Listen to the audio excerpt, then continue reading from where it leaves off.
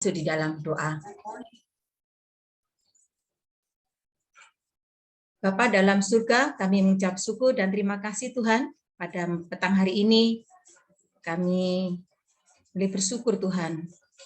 Engkau masih memberi kesempatan kepada kami untuk menikmati nafas hidup, kesehatan, kekuatan yang baru, itu adalah karena kasih dan kemurahan-Mu Tuhan. Jika pada petang hari ini Tuhan, kami akan memulai Tuhan untuk mengikuti webinar parenting yang akan dibawakan oleh Miss Ani Wijaya Tuhan. Biar Tuhan Kau memberkati untuk setiap kami, khususnya fasilitas yang kami gunakan Tuhan, baik itu melalui HP, laptop, terlebih Tuhan, Engkau memberikan kami kelancaran di dalam sinyal Tuhan, sehingga materi, paparan demi paparan Tuhan, dapat kami terima dengan baik Tuhan, yang akan disampaikan oleh Miss Ani Tuhan. Kau memberkati Tuhan untuk Miss Deborah, yang pada petang hari ini akan menjadi moderator. Biar Tuhan juga Engkau memberkati. Terlebih ya Tuhan, Kau memberkati setiap kami, sehingga paparan demi paparan yang akan disampaikan oleh Miss Ani Tuhan, boleh menjadi berkat khususnya kami sebagai orang tua Tuhan. Terima kasih ya Tuhan, inilah doa ucapan syukur kami, yang kami naikkan hanya di dalam nama Tuhan kami, Yesus Kristus. Amin. Ya Bapak Ibu, untuk langsung saja ke acara, kita berikan pada petang hari ini sebagai moderator Miss Deborah Taija dan pemateri pada petang hari ini Miss Ani Wijaya. Waktu dan tempat kami sediakan kepada Miss Deborah. Silakan Miss Deborah. Baik, Shalom, selamat malam Bapak Ibu yang terkasih dalam Kristus Yesus. Bagaimana kabar Bapak Ibu pada hari ini? Bisa memberikan baik. Puji Tuhan, saya bersyukur. Puji Tuhan, saya bersyukur. Tuhan baik. Amin. Bersyukur.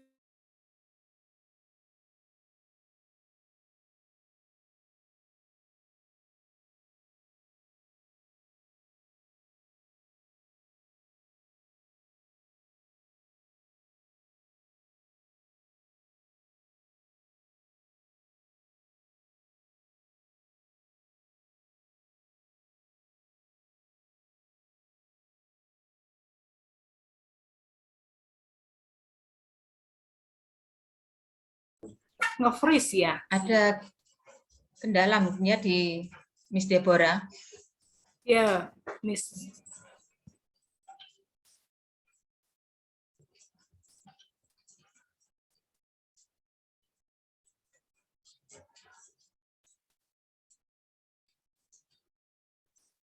Ya, mungkin Bu Miss Sulastri yang memulainya dulu. Ya, terima kasih Miss Ani. Ya, langsung saja Bapak Ibu, kita akan mengikuti paparan yang akan disampaikan oleh Miss Ani. Ya, untuk dari Miss Ani, saya kurang ini ya. Ya, mungkin nanti Miss Ani bisa memperkenalkan sendiri apa yang akan nanti disampaikan. Iya, langsung saja Miss Ani bisa ini ke materi. Ya, terima kasih Miss Sulastri dan Miss Deborah dan Miss yang lain dari Sekolah Kristen Kalam Kudus. Senang sekali kalau hari ini saya bisa berjumpa dengan semua orang tua dan guru-guru di Sekolah Kristen Kalam Kudus Surabaya. Enaknya kalau lewat Zoom ya, kita bisa saling terkoneksi sekalipun jauh, dan saya juga bersyukur karena saya bisa ketemu Mr. Julius, dulu kita sama-sama di Sekolah Kristen Tritunggal di Semarang. Nah, sekarang supaya ada pepatah mengatakan tak kenal maka tak sayang. Jadi saya mau share video tentang saya sekaligus tips praktis untuk parenting buat para orang tua yang ya tipsnya sih untuk youth, tapi semestinya sih untuk orang tua semua bisa melakukannya juga. Izinkan saya share screen ya Bapak Ibu. Semoga sinyal baik. Sudah kelihatan ya? Sudah Bu. Sudah. Oke. Ya, perbenar. saya mulai. Hai, perkenalkan, saya Ani Wijaya. To be a healer to myself and for others adalah misi hidup saya. Melalui peran sebagai fasilitator, trainer, konselor, dan coach. Apa yang membuat saya mau melakukan hal-hal itu? Saya teringat saat saya masih remaja. Saat itu saya mengalami saat-saat yang sulit. Saya mengalami perasaan minder, tertolak, stres, dan depresi, bahkan melakukan upaya bunuh diri karena keluarga saya broken home dan bercerai. Puji Tuhan, saya sampai saat ini masih sehat, masih hidup, menikah, dan berkarya.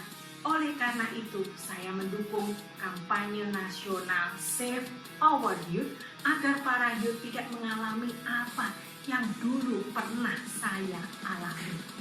Youth saya bayangkan saat ini seperti benih yang tumbuh yang perlu diselamatkan supaya dia tidak musnah.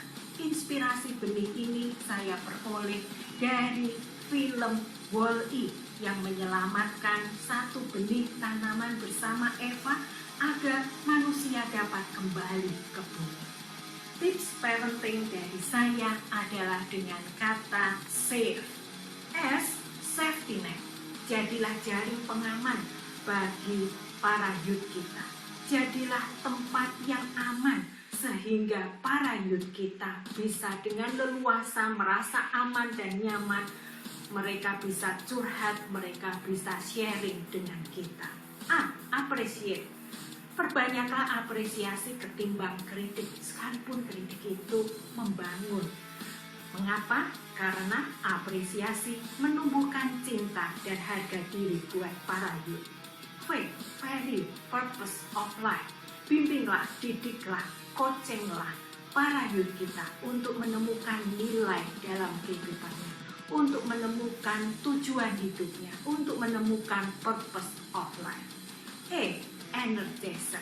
Jadilah penyemangat bagi youth, terutama di saat-saat mereka galau dan terpuruk. Ayo kita bersama Save Our Youth.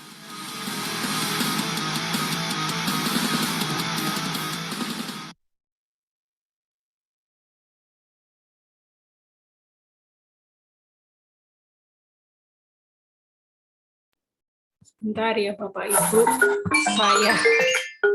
sorry, saya mesti matiin dulu. Ya,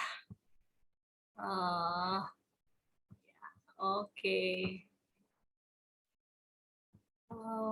Sebentar.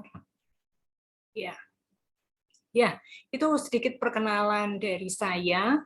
Apakah Miss Deborah sudah hadir? Mau memulai lagi dulu atau saya lanjut aja? Lanjut aja ya, Miss Sulastri. Boleh, silakan Ibu. Ya, lanjut. Mohon maaf karena kendala saya internet. Iya, silakan Ibu. Oke. Itulah kalau dunia online sekarang ya wajar seperti itu. Ya, izinkan saya share screen saya untuk PPT saya. Ya, saya berharap ya disinilah kita pada kesempatan malam hari ini. Saya berharap kita bisa berinteraksi dengan semua Bapak Ibu yang hadir pada kesempatan hari ini. Karena lebih senang itu sebetulnya kalau misalnya Bapak Ibu orang tua bisa bertanya, sharing, itu membuat saya lebih tahu apa yang dibutuhkan oleh Bapak Ibu sekalian. Nah, sebelum itu ini sedikit tentang diri saya. Tadi sudah sempat saya sampaikan juga di video yang terdahulu, begitu. Ini beberapa sertifikasi yang saya ambil. Nah, ini saya mau menyebutkan, kalau ngomong soal menggali potensi anak, ternyata itu memilih jurusan di perguruan tinggi itu ini orang tua itu ya. Kadangkala anak itu karena ikut-ikutan teman atau karena kemauan orang tua. Jadi bukan kemauan anak itu sendiri. Itu fakta yang terjadi di anak-anak kita. Terus kadangkala kita pun sebagai orang dewasa kita berprofesi tapi tidak sesuai dengan bidang minat yang yang kita kita kuliah kayak begitu ya, kuliahnya apa, jadinya apa gitu. Nah, kita kadang juga sebagai orang pekerja begitu, kadang merasa bosan, ngeluh bekerja meskipun sudah berpindah-pindah kantor. Kadangkala kita sudah punya posisi yang tinggi, gaji besar, tapi rasanya tidak merasakan fulfill begitu ya, tidak menemukan rasa bahagia dengan bidang yang kita geluti. Nah, sayang sekali kan, eman gitu, bahasa Jawanya tuh eman. Sayang sekali kalau anak-anak kita itu mengalami seperti yang orang-orang kebanyakan alami, karena ya kita tidak tahu persis siapa diri kita, sehingga kita pun juga akhirnya bekerja di tempat yang tidak sesuai dengan apa yang kita sebetulnya inginkan dan harapkan. Tapi kadangkala juga karena terpaksa gitu kan, ya sudah nyoba untuk sudah coba untuk daftar atau ngelamar gitu di pekerjaan-pekerjaan lain-lain, tapi tetap tidak bisa berhasil. Sampai akhirnya ya sudahlah, sesuatu yang bukan passion saya terima itu. Nah, kadang-kala seperti itu juga yang terjadi. Nah, sebetulnya bagaimana sih kita dalam upaya menggali potensi anak sebelum mereka itu mengalami barangkali seperti yang kita alami sekarang ini. Saya berharap sih para orang tua di sini tidak mengalami seperti itu, atau bahkan berharap tidak ada orang tua yang mendesakkan harapan impiannya yang tidak kesampaian kepada anak-anak kita gitu. Nah, saya mau menyebutkan bahwa dalam parenting itu kan untuk perkembangan anak, tumbuh kembang anak, itu ada yang disebut nurture. Nah, nurture ini lebih ke bagaimana lingkungan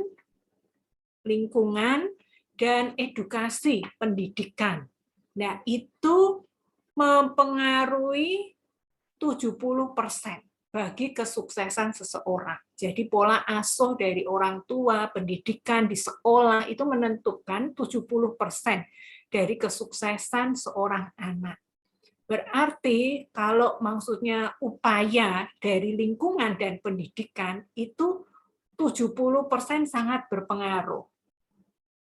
Nah, 30%-nya apa, Bu? Kita mesti berpikirnya kan begitu. Nah, 30%-nya ada berkenaan dengan genetik, nature, dari apa yang didapat gitu ya. Memang Tuhan kasih apa? Itu genetiknya dari orang tua biasanya, bakat, minat, temperamen gitu berasal dari orang tua, paling tidak ada 3 keturunan. Jadi mulai ayah, ibu, terus kakek, nenek, mbah, buyut. Jadi ada 3 keturunan itu. Itu memberi pengaruh 30% terhadap kesuksesan seseorang. Nah, kedua hal ini tuh kenapa perlu kita ketahui, karena itu akan supaya kita tahu tendensi seseorang tuh seperti apa. Tentunya kaitannya ini bagaimana anak itu bisa bertumbuh, berkembang kalau kita memahami teori ini ya, secara genetiknya seperti apa, dan secara pendidikan, pola asuhnya itu benar-benar kita lakukan sebagai orang tua. Jadi bukan hanya sekedar sudah aku kasih ke sekolah Kristen cukup gitu, bukan hanya itu. Tetapi orang tua dengan kesadaran penuh, saya ini mitra nih, saya co-partnernya dari sekolah untuk melakukan pendidikan bagi anak-anak saya. Sehingga 70% ini benar-benar dilakukan dengan intensi penuh, dengan satu kesengajaan yang diupayakan oleh orang tua. Saya berharap kita sebagai orang tua bisa memahami ini, sehingga kita bisa memahami baik maksudnya genetik anaknya itu seperti apa, tetapi bagaimana kita juga memberikan pengasuhan yang tepat buat anak kita, pendidikan yang tepat buat anak kita, sehingga potensi yang Tuhan sudah beri buat anak-anak kita itu bertumbuh dan berkembang supaya nggak nyasar jurusan, nggak nyasar di pekerjaan.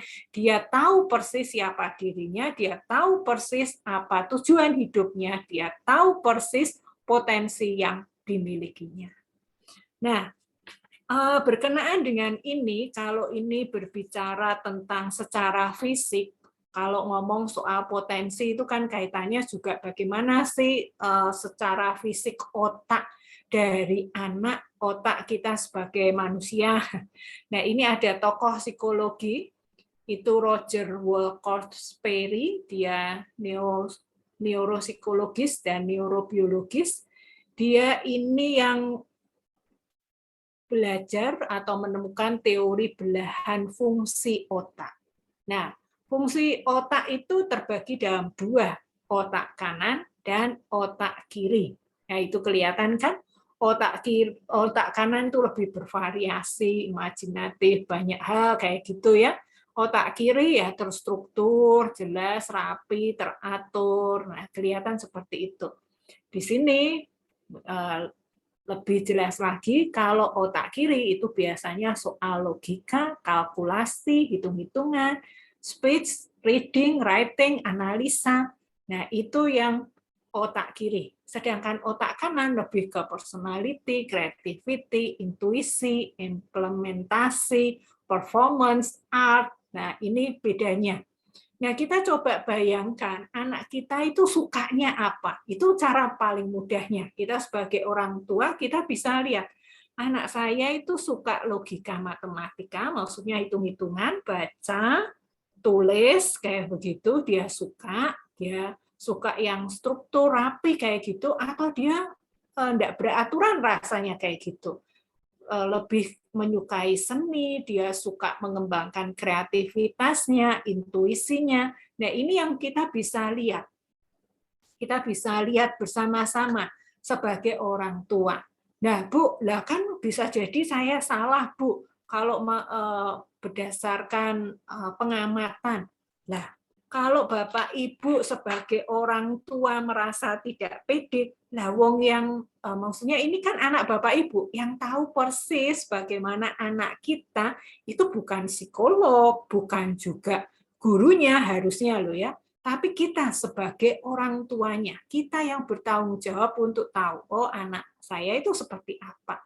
Sekalipun kita bisa tahu tuh bagaimana otak anak kita itu lebih banyak menggunakan otak kiri atau otak kanan. Sekarang kan banyak tes-tes ya, selain tes psikologi, tapi juga ada tes sidik jari. Nah, sidik jari ini 10 jari begitu, tinggal di-scan jarinya, 10-10-nya, kemudian itu diteliti gitu. Dari situ salah satunya itu berkenaan dengan fungsi otak ini. Anak kita termasuk yang dominannya otak kiri atau otak kanan. Nah, dan juga ada hal-hal lain dari tes sidik jari ini juga.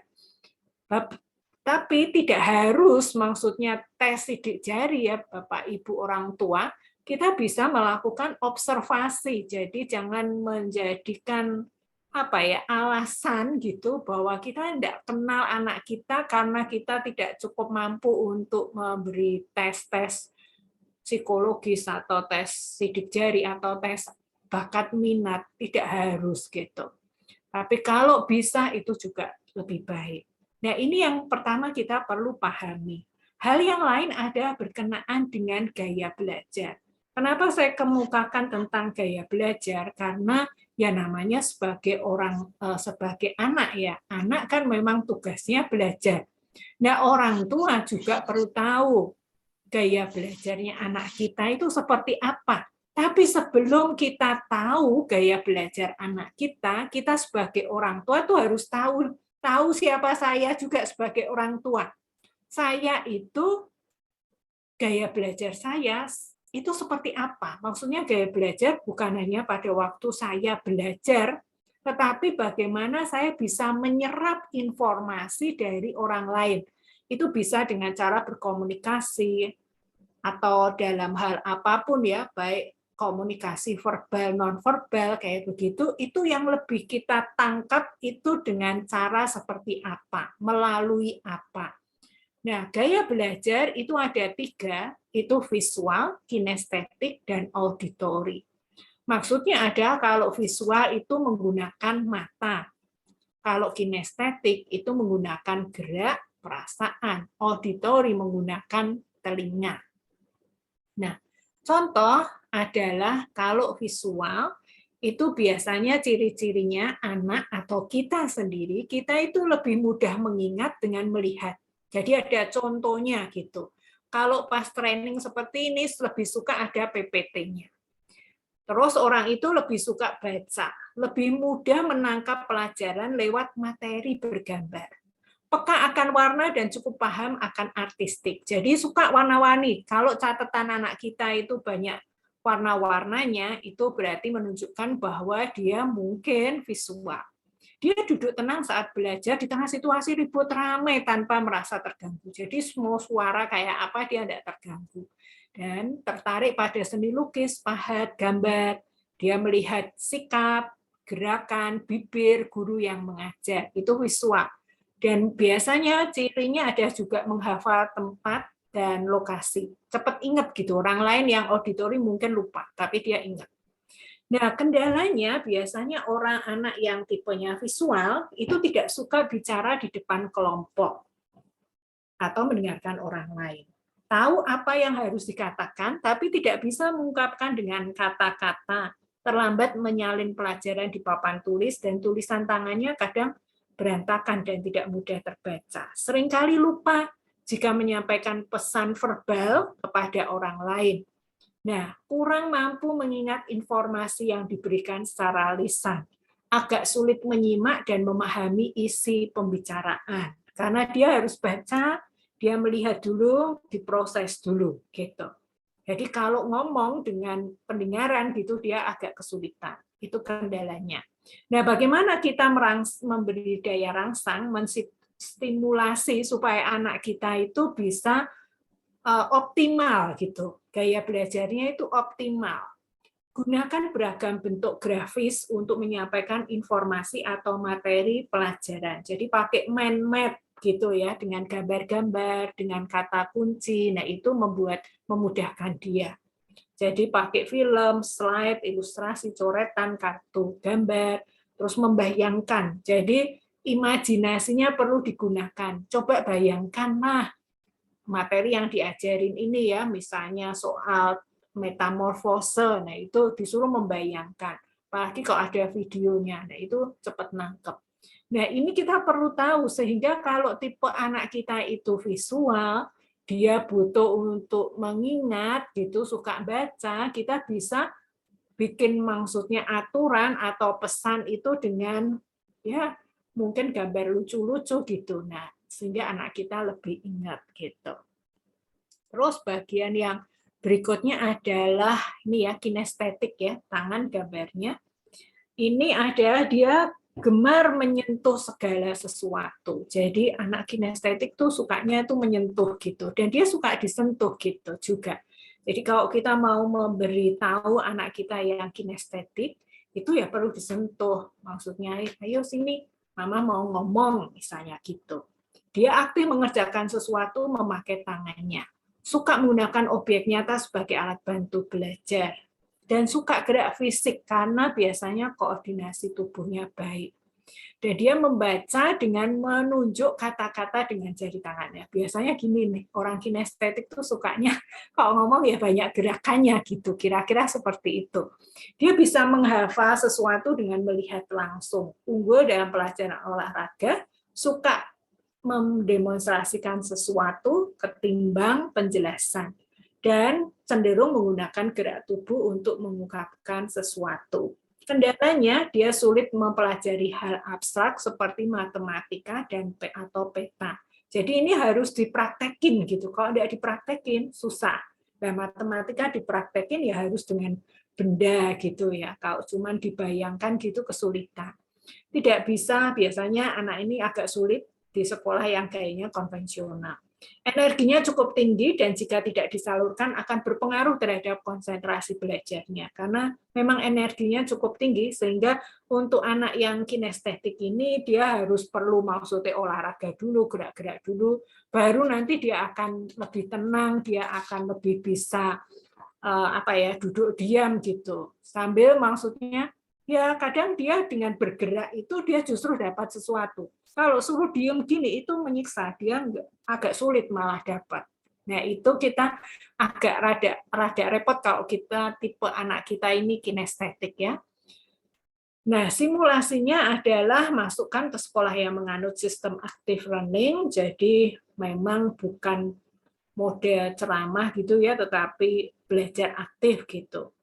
Terus belajarnya itu pakai model peraga, belajar di laborat gitu ya, diberi aktivitas fisik seperti olahraga, menari, jadi menghafalkan dengan gerakan tubuh. Nah, menghafal dengan gerakan tubuh itu memudahkan anak kinestetik. Berikutnya auditori, dia cirinya itu mudah ingat apa yang didengar. Jadi walaupun tidak ada slide begini bagi teman-teman yang auditori, dia ngerti gitu. Hanya cuman dengar aja barangkali sambil masak, sambil makan kayak gitu ya. Itu ingat gitu. Senang dibacakan atau mendengarkan. Pandai cerita dan senang membaca dengan suara keras. Menyukai humor daripada baca buku, senang diskusi. Jadi kalau diskusi itu rasanya dapat insight, dapat sesuatu daripada diem. Terus suka musik dan suka mendengarkan musik, mudah mempelajari bahasa asing. Nah, kendalanya cenderung banyak omong nih orang yang auditori ya karena dia banyak dengar, dia suka ngomong juga ya. Terus tidak bisa belajar dalam suasana berisik. Jadi beda dengan visual. Kalau visual oke. Visual kalau berisik enggak. Kalau visual itu lebih oke. Maksudnya mau berisik kayak apa karena dia enggak berpengaruh pada pendengaran ya. Tapi kalau auditori karena dia pakainya auditori jadi kalau berisik dia bingung nih mau yang dengerin yang mana gitu, harus tempatnya tenang. Kurang tertarik pada hal-hal baru. Nah, ini untuk merangsang anak yang auditori bekali tape recorder untuk merekam semua pelajaran materi yang diajarkan di sekolah. Terus di-setel lagi dengan mendengarkan itu lagi dia akan jadi ingat.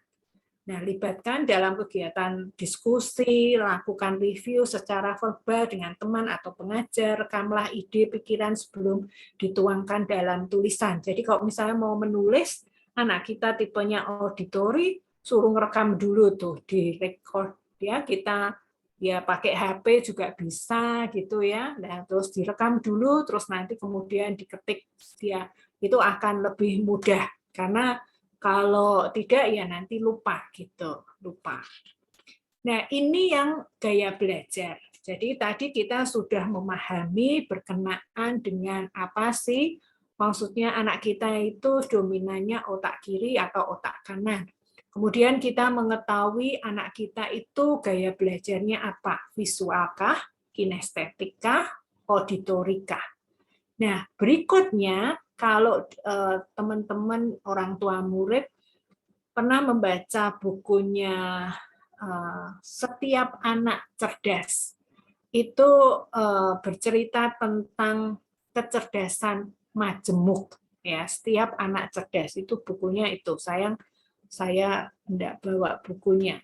Ini teori kecerdasan itu kalau dulu ada Binet itu yang menemukan tes EQ yang digunakan untuk tes kalau kita mau tahu EQ-nya anak kita itu berapa, termasuk superior, rata-rata, atau EQ-nya kurang, kayak gitu ya. Itu Binet. Tapi juga bukan hanya secara intelektual, ada yang namanya Howard Gardner ini yang mengembangkan multiple intelligence yang dikatakan kecerdasan majemuk. Di sini dikatakan bahwa setiap anak itu cerdas. Jadi tidak ada kalau Bapak Ibu orang tua murid merasa anak saya itu tidak bisa apa-apa, Bu, paling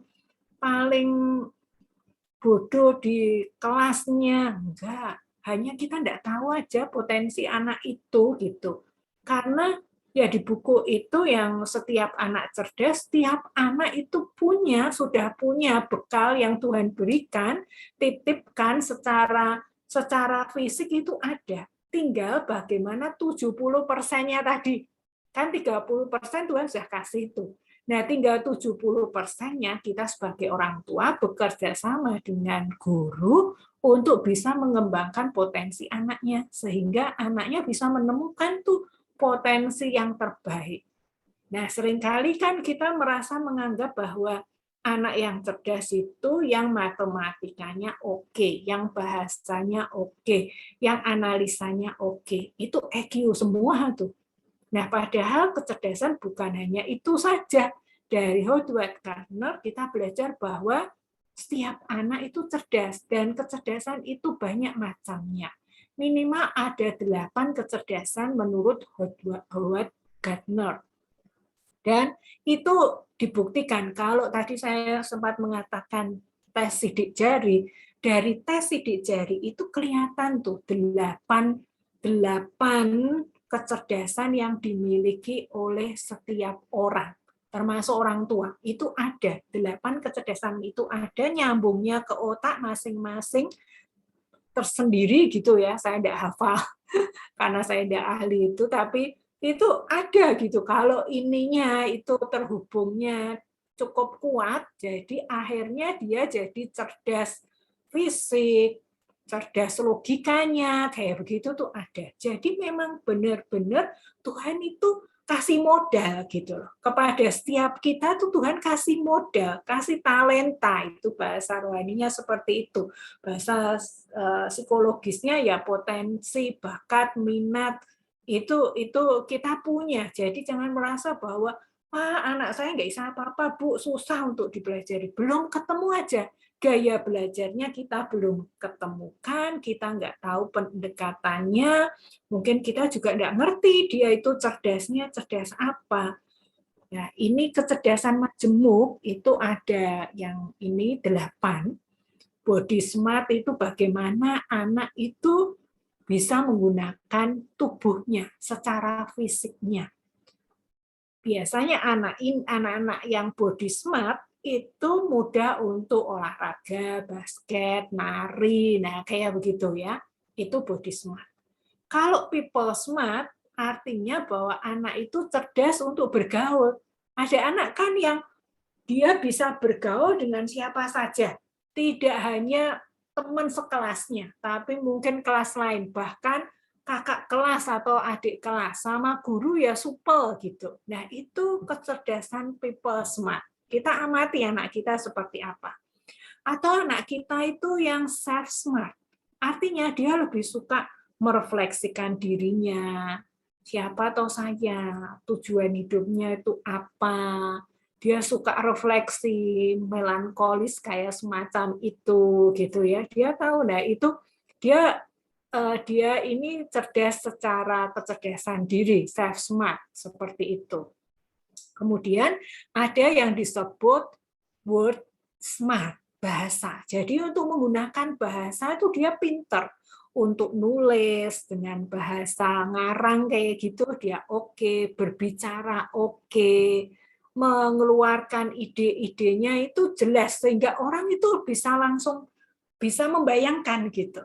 Jadi kita yang mendengarkan tuh bisa membayangkan, oh kayak gitu ya. Nah, itu butuh kecerdasan bahasa.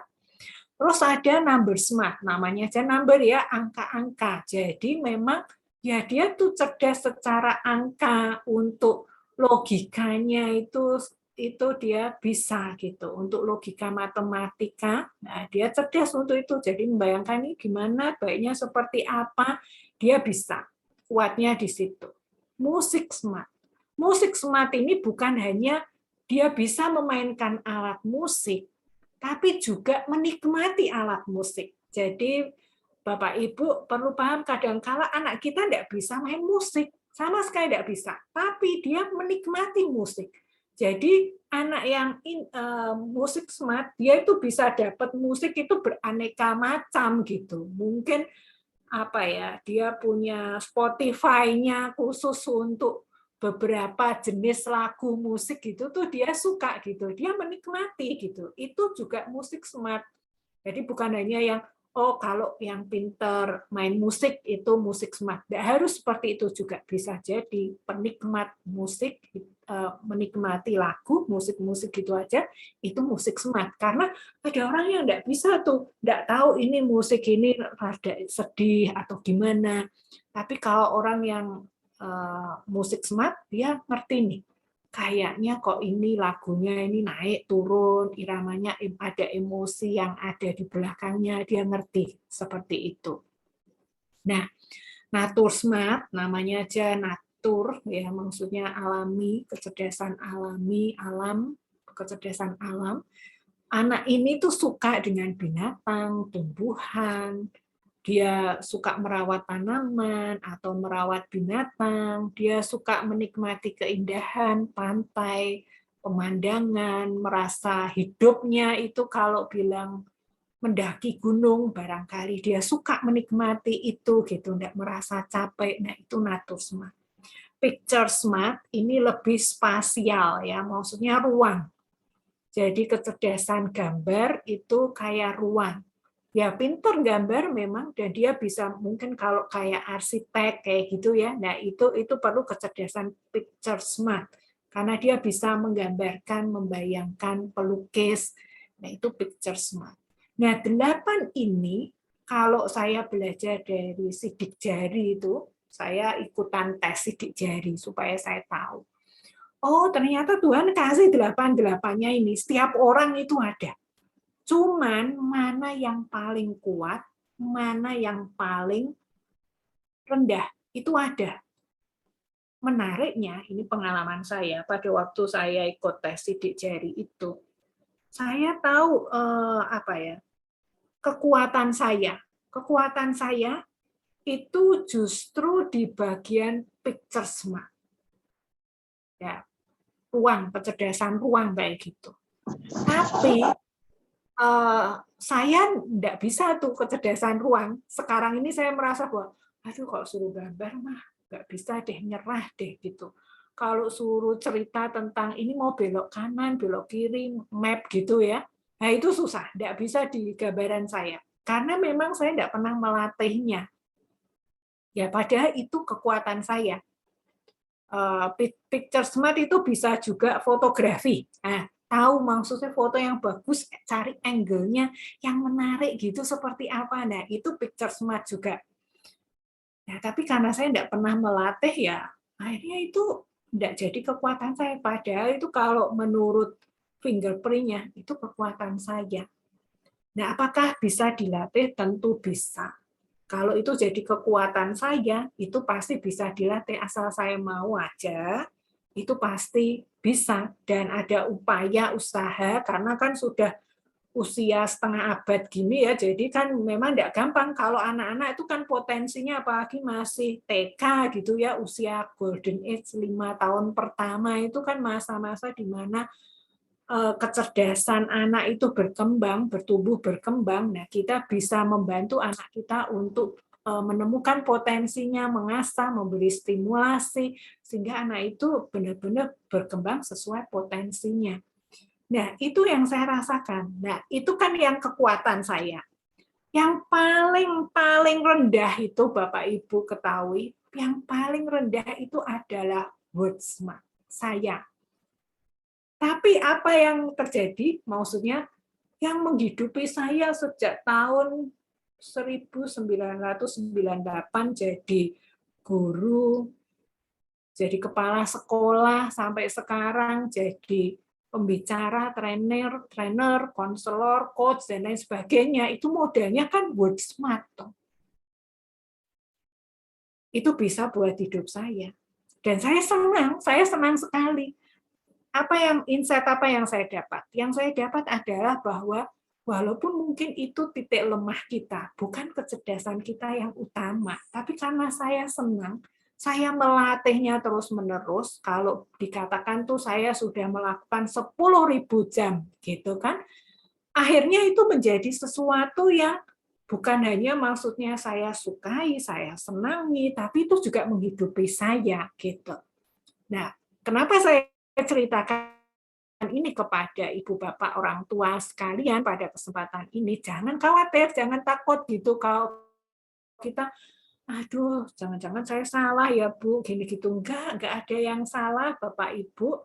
Jadi pokoknya kita tulus, punya hati, kita punya intensi yang kita terus dengan sengaja kita didik anak kita, dan kita mau berpartner dengan guru di sekolah, maka kita bisa untuk membantu anak kita mencapai kesuksesannya, seperti itu. Nah, sampai di sini saya mau stop share dulu sebelum saya nanti lanjutkan lagi. Barangkali ada pertanyaan atau bagaimana, Bu Deborah? Masih ada sih, kalau ada pertanyaan boleh, mungkin Bapak Ibu ada yang mau ditanyakan dulu, atau kita lanjut, silakan Miss Deborah. Baik. Sambil saya minum dulu. Oh iya, silakan Ibu. Ya, baik Bapak Ibu, di sini dibuka untuk sesi tanya jawabnya bagi Bapak Ibu yang sampai sini ingin bertanya. Dipersilakan. Baik, Ibu Ani, di sini sudah ada Pak Catur yang sudah mengangkat tangan, yang siap untuk bertanya.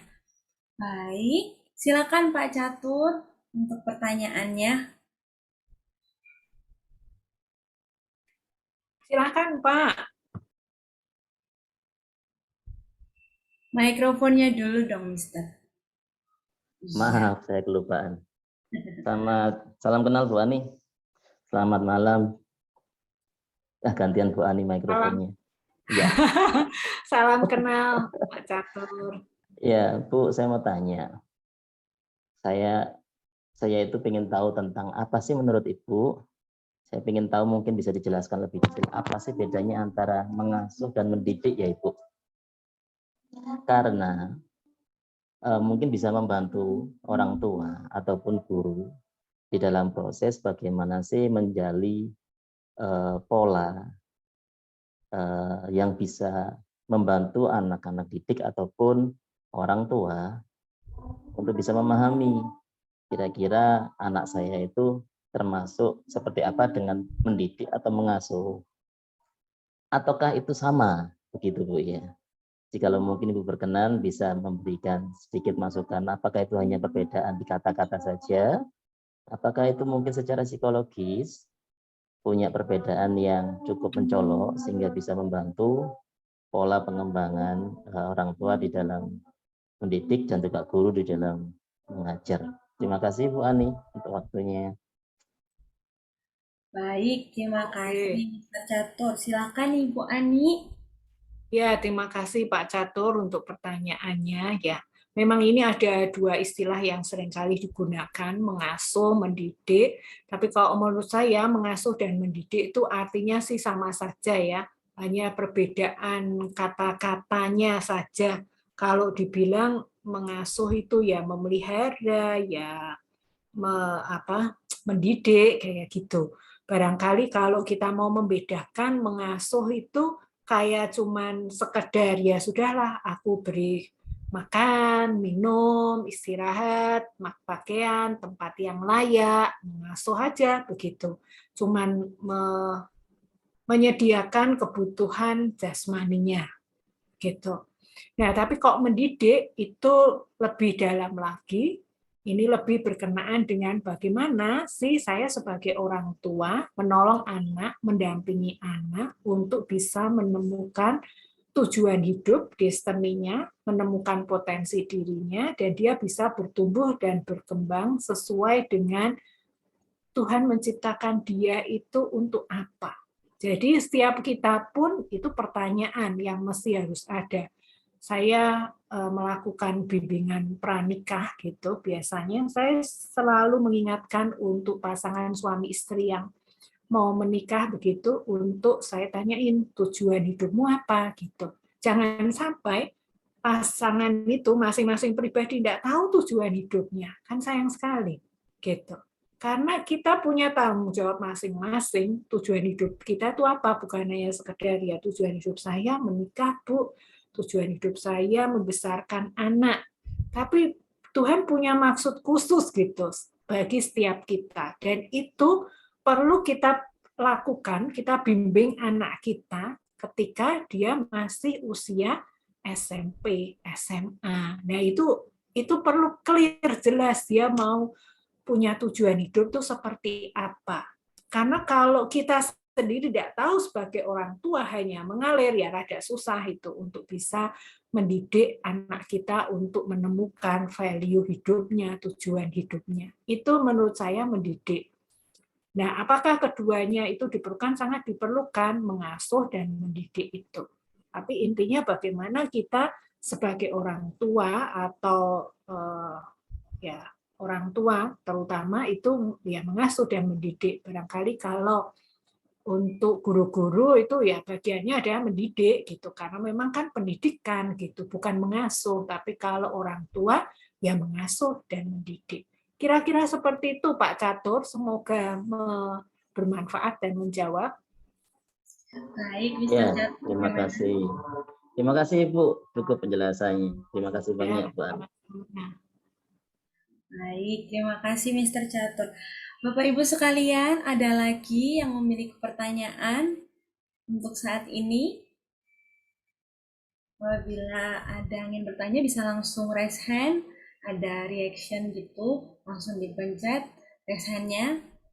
Oh iya Bapak Ibu, saya mau mengingatkan, jangan lupa untuk mengisi presensi yang ada di kolom chat. Jadi untuk Bapak Ibu peserta yang belum mengisi presensi hadir, bisa membuka kolom chat, kemudian dicek, dibuka dan diisi. Baik, ada lagi yang ingin bertanya? Ini ada di kolom chat. Ini Oh ya. Ini Ibu Sri Tawami ya. Ini Miss atau orang iya. tua.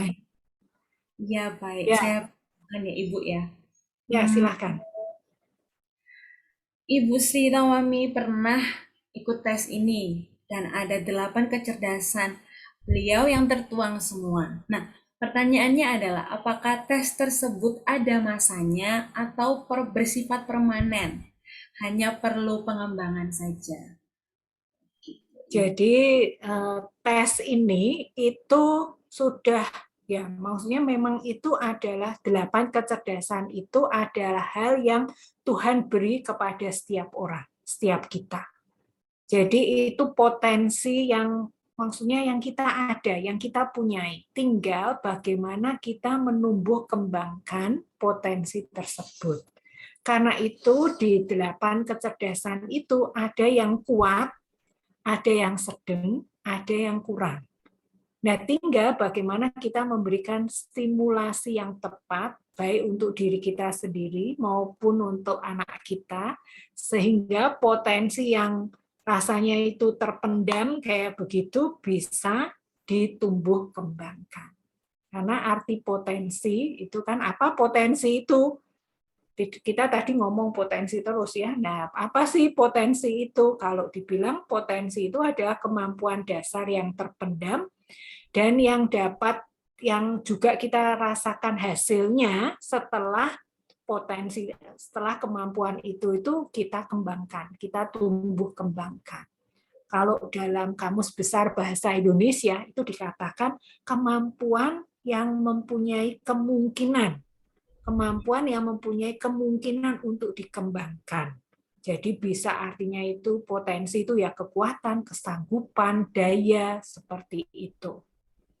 Nah, seperti itu Bu Sri, terima kasih untuk pertanyaannya. Jadi jangan khawatir, setiap kita pun, bahkan kalau orang yang mau pensiun gitu ya, kebetulan karena suami saya pendeta gitu ya, nah saya juga ikut terlibat dalam pelayanan di sinode gereja saya, terutama bagian pengembangan sumber daya manusia begitu ya.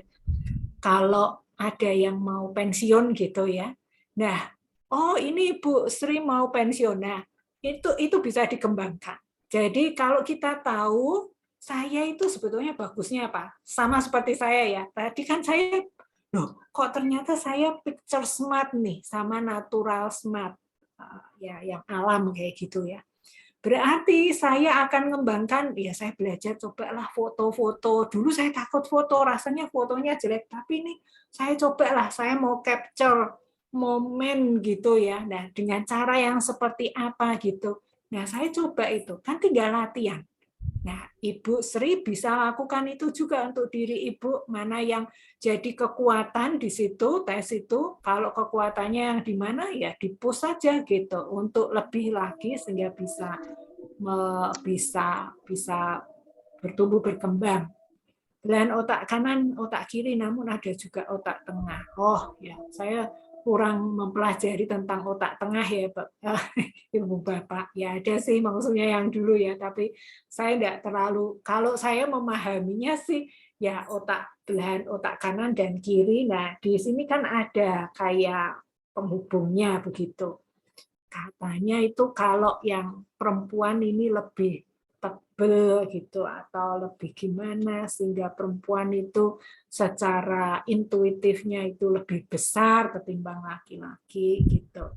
Nah, saya tidak mengembangkan soal otak tengah ya, walaupun itu kan ada yang bilang otak tengah itu bisa misalnya ditutup matanya terus bisa tahu ini apa dia pegang uang 100.000 misalnya, kan kayak gitu ya, dulu pernah itu ya. Tapi saya enggak belajar tentang itu, Bu. Mohon maaf.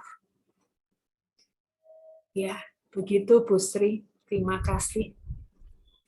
Ya, terima kasih untuk pertanyaannya.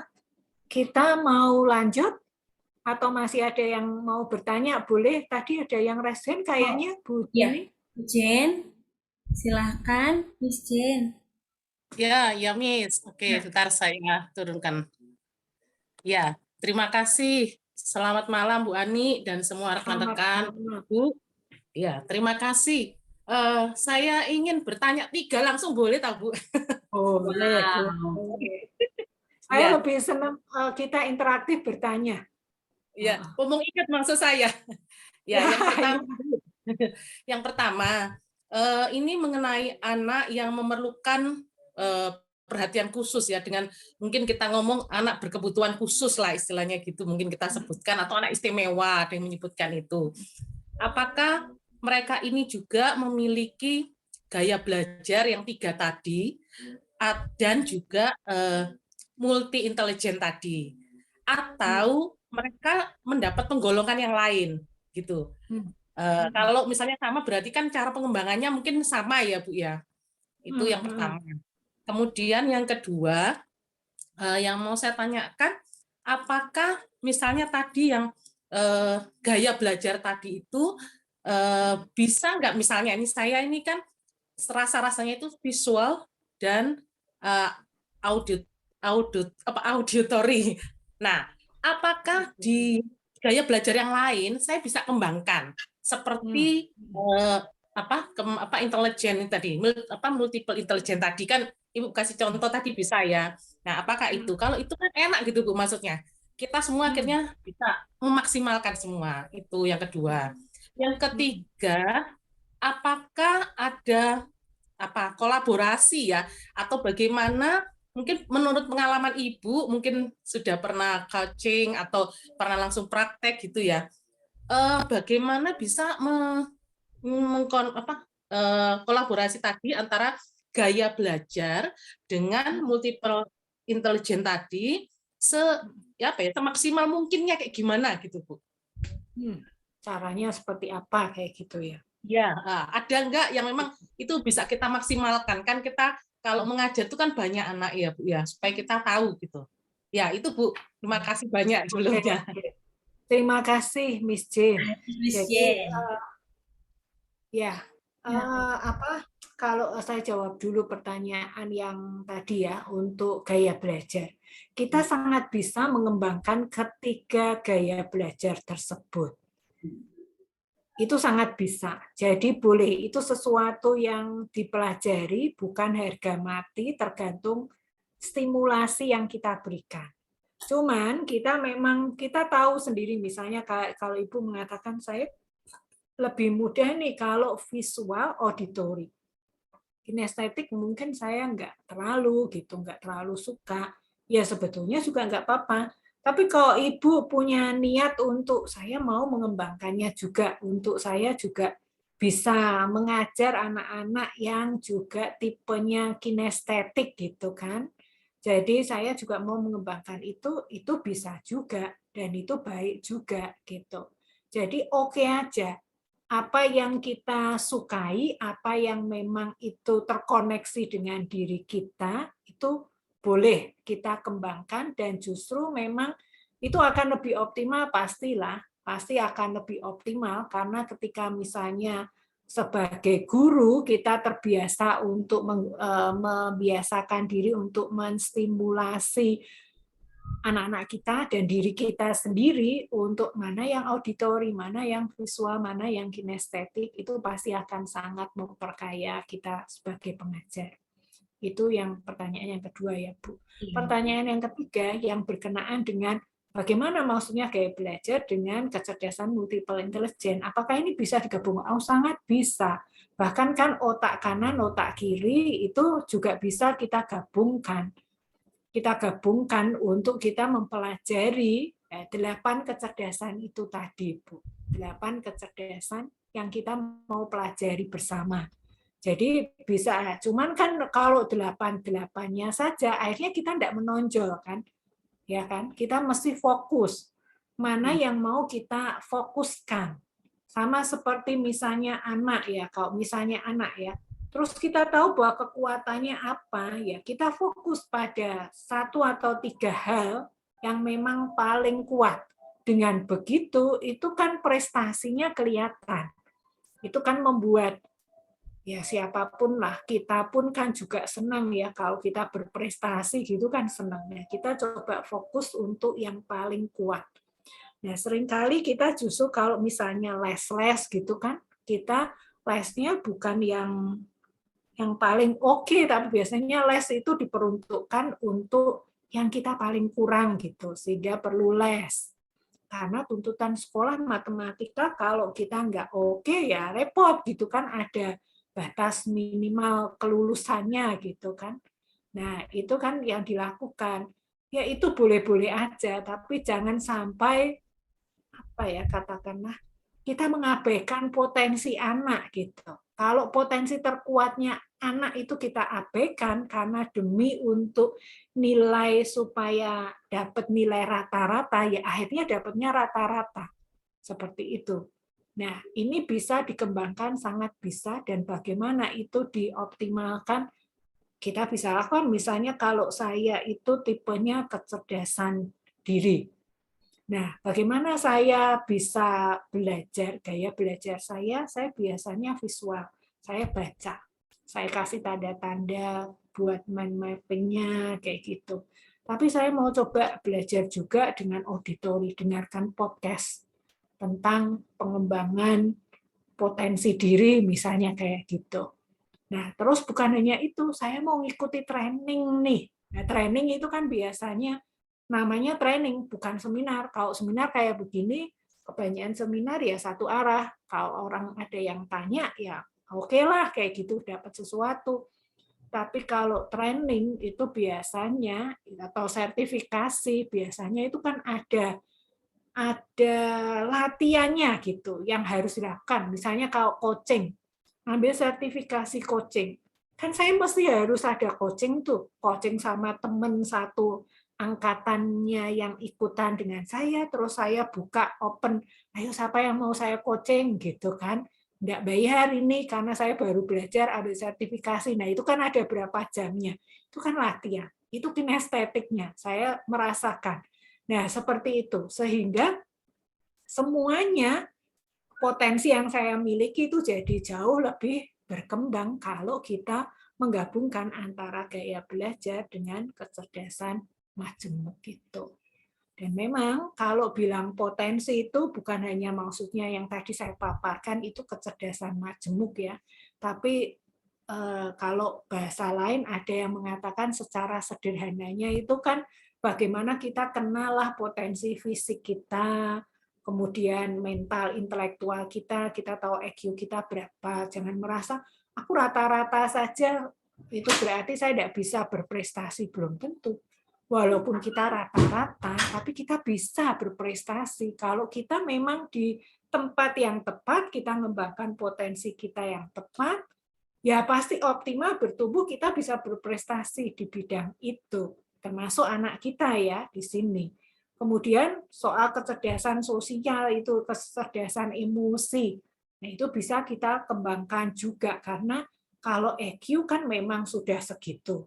Kalau kita rata-rata ya segitulah, nggak mungkin naik jadi superior kayak gitu kan. Kalau kita kalau anak-anak barangkali mungkin angkanya yang nambah, tapi paling nambahnya kan 1 digit saja, nggak bisa langsung lompat dari, maksudnya usia emas kita didik terus supaya dia lompat jadi superior. Itu menurut penelitian sih nggak ada, biasanya cuma naiknya maksudnya 1 level di atasnya, seperti itu kata penelitian ya. Nah, kalau kecerdasan emosi, kecerdasan sosial itu bisa dilatih, apalagi kecerdasan daya juang itu sangat bisa dilatih. Bagaimana karakter tangguh, resilient itu bisa dilatih. Nah, ini saya langsung kaitkan dengan potensi lain-lain ya. Kalau tadi saya kan memang ngomonginnya soal potensi itu bisa dalam hal kecerdasan majemuk, tapi juga bisa dalam hal kecerdasan, berbagai macam kecerdasan yang tadi saya sebutkan itu, dan bagaimana kita bisa mendorong, membantu anak, mendidik anak, memberikan ruang untuk anak bisa tumbuh kembang. Ya, seperti itu Bu Jin. Terus kalau tadi pertanyaan yang pertama tentang anak berkebutuhan khusus, mohon maaf saya belum pernah maksudnya survei tentang itu ya Bu. Tapi bayangan saya kalau anak berkebutuhan khususnya itu dari apa ya, bukan karena yang kayak semacam lemah mentalnya kayak begitu, itu mungkin ya maksudnya Down syndrome dan lain sebagainya kayak begitu, itu kan cuman mampu dilatih aja ya. Maksudnya kalau mau dikembangkan seperti apa mungkin agak kesulitan memang ya, hanya dengan praktek pelan-pelan, sedikit-sedikit kayak begitu. Belum pernah tahu juga kalau mereka di fingerprint kayak apa gitu juga belum dapat informasi saya Bu, mohon maaf gitu. Cuman kalau yang maksudnya EQ-nya oke kayak autis gitu kan kebanyakan anak-anak pinter tuh malahan EQ-nya oke punya. Nah itu sih kecerdasan majemuknya pasti bisa dicari di situ. Tapi walaupun Down syndrome atau apa kan bisa dilatih untuk menyanyi. Itu sudah jadi satu prestasi tersendiri buat anak tersebut. Jadi itu dikatakan setiap anak itu cerdas. Kira-kira begitu. Semoga membantu. Iya, terima kasih sangat membantu, Kati. Terima kasih untuk pertanyaannya. Ya, masih ada yang resen. Ada yang mau bertanya, Ibu silakan. Noah atau mamanya Noah? Iya. Salam, selamat malam Bu Ani dan semuanya. Ini Halo. pertama kali saya sering ikut webinar parenting, baru pertama kali saya bertanya. Wah. Iya Bu, soalnya temanya menggali potensi anak. Ini Bu, saya sangat penasaran. Jadi begini Bu, anak saya kan kelas 1. Nah, ya, 1 SD. Iya, kelas 1 SD. SD, Bu. Masih SD umur 7 tahun. Dia itu kalau belajar itu suka gerak dan suka membawa sesuatu, barang, terus mulutnya nggak bisa diem atau gerak badannya. Tapi kalau lagi belajar sesuatu atau menghafal, itu dia tuh cuma lihat sebentar, tapi langsung bisa menghafal. Terus atau kadang dia mendengarkan sesuatu, dia juga langsung mengingatnya. Lah, saya ini penasaran anak saya ini termasuk golongan yang mana? Kinestetik atau audio atau visualnya itu? Karena kalau saya searching itu saya lihat-lihat kok kayaknya kinestetik, tapi kok banyak orang guru-gurunya yang lain tuh ngomong kayak visual atau audio. Jadi gaya belajarnya seperti itu, Bu. Jadi mohon dikasih penjelasan supaya saya itu kalau di rumah bisa menggali lebih dan lebih potensi anak saya Rinoa ini gimana. Terus yang kedua, Bu, pertanyaannya, dia itu kan mudah bergaul, tapi dia suka mendengarkan musik dan sekali mendengarkan musik, dia langsung hafal. Dan sambil nyanyi, sambil gerak-gerak, sambil seperti itu. Nah, itu termasuk yang mana itu, Bu? Majemuknya itu yang mana? Biar kita orang tua di rumah bisa lebih menggali lagi Rinoa harus seperti apa. Terima kasih, Bu Ani. Sekian pertanyaan saya. Ya, terima kasih Bu Rinoa, mamanya Noah ya, panggilannya Iya, mamanya Noah. Panggilannya Iya. Noah. Iya, saya mengapresiasi dulu nih, jarang bertanya, baru kali ini berani Iya, bertanya. benar. Dan terima kasih. Saya senang dengan keterbukaan Ibu juga, karena itu juga menyemangati saya nih. Maksudnya ada orang yang tertarik, berminat dengan bertanya, itu kan membuat saya, oh ya, ini berarti materinya bermanfaat, berguna. Yes, Gitu. sangat bermanfaat. Jadi, pertanyaan pertama tadi tentang anaknya Noah ini, kalau saya dengar dari penuturan Ibu, ini kan memang kecenderungannya kinestetik ya, karena belajarnya itu kan suka jalan-jalan, pegang benda, pegang sesuatu, kayak gitu. Terus juga bilang kan kalau dengerin lagu atau apa dia sambil jalan, terus dia dengar apa terus ingat gitu. Nah, saya merasa sih kinestetik, Bu. Tapi sekali lagi kan gaya belajar itu ada 3. Dan potensi itu ada dalam diri kita semua kan. Maksudnya kita punya mata, kita punya telinga, kita punya tangan, kita punya rasa gitu. Nah, ini perlu terus dikembangkan juga. Jadi nggak apa-apa kalau maksudnya dia juga auditorinya juga masuk kan, dia dengar sesuatu terus ingat. Mungkin dia memang tipenya cerdas. Kalau mungkin Ibu bisa tes nih, kalau dia dengar tapi dia nggak jalan-jalan, itu lebih mudah menangkap yang seperti apa. Maksudnya kalau dia diam aja gitu toh, terus dengerin kayak begitu, dengerin. Nah, dia cepet nangkepnya tapi nggak jalan-jalan loh ya. Tapi dia tetap cepet nangkep, barangkali memang mungkin dia cerdas. Atau dia kalau misalnya dia pas duduk diam, dia dengar sesuatu, dia kurang ingat gitu, kurang memperhatikan. Mungkin dengan jalan, kalau dia lebih suka maksudnya jalan-jalan dan dia dengar terus dia dapat sesuatu, kemungkinan besar dia lebih cenderungnya kinestetik.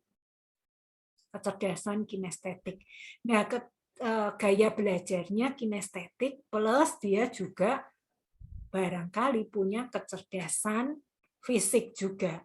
Karena dia tahu kecerdasan fisik ya, dia lebih gampang menggunakan koordinasi tangan, kakinya, dan dengan menggunakan tangan gitu dia bisa cepat hafal, masuk kayak begitu untuk mengingat sesuatu, belajar sesuatu. Tapi kalau mengembangkan ketiganya ini perlu dipelajari, oke, gitu gaya belajar. Nah, kalau kecerdasan majemuknya, tadi Ibu bilang kan suka bergaul. Dia suka bergaul, tapi juga dia suka dengerin musik, bahkan hafal lagu. Anak 7 tahun, barusan denger lagu, dia sudah langsung hafal. Berarti mungkin dia musiknya juga memang oke gitu. Kan lagu. Tapi mungkin juga kecerdasan bahasanya juga ada.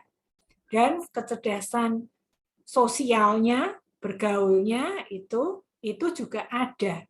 3 hal itu, 3 kecerdasan itu menjadi kecerdasan yang paling kuat dalam diri Noah. Mungkin begitu, Bu.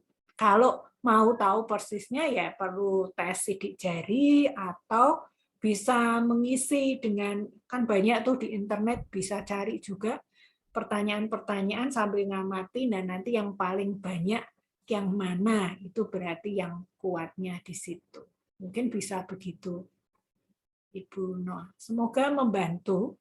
Yang penting Ibu percaya diri, mengamati, kalau perlu bikin catatan. Jadi catatan perkembangan anak kita sendiri, dia itu seperti apa ya. Sebetulnya kalau catatan itu, saya dulu punya orang tua murid yang anaknya autis. Sejak dia tahu anaknya autis, pertama memang nggak gampang ya, tapi kemudian ketika dia mencoba untuk menerima itu, dia catat tuh. Setiap perkembangan, bahkan makannya anak apa, pengaruhnya terhadap emosi seperti apa, dia punya catatan. Nah, kalau ini Mama Noah bisa buat catatan juga untuk perkembangan anaknya, itu juga bagus gitu. Sehingga kan tahu gitu, tahu persis, yang paling tahu anak kita itu kan kita. Kalau di sekolah kan mau enggak mau kan harus duduk. Tapi kalau di rumah kan ya mau jalan-jalan, mau apa itu boleh. Mau maksudnya sambil pegang-pegang bonekanya kayak gitu, ya boleh gitu kan. Tapi kalau di sekolah kan ya memang dikondisikan untuk ya ngikutin apa yang seperti yang lainnya, enggak jalan-jalan kayak gitu kan. Itu kan enggak mudah bisa jadi. Tapi tiga gaya belajar tadi mesti didorong, diupayakan supaya stimulasi semua mata, telinga, terus tangan itu terkoordinasi dengan baik dan terkoneksi sehingga potensinya juga makin dikembangkan. Kira-kira begitu, Bu. Semoga membantu. Kalau ada yang tidak jelas ya boleh ditanyakan lagi. Sangat membantu, Bu Ani. Terima kasih.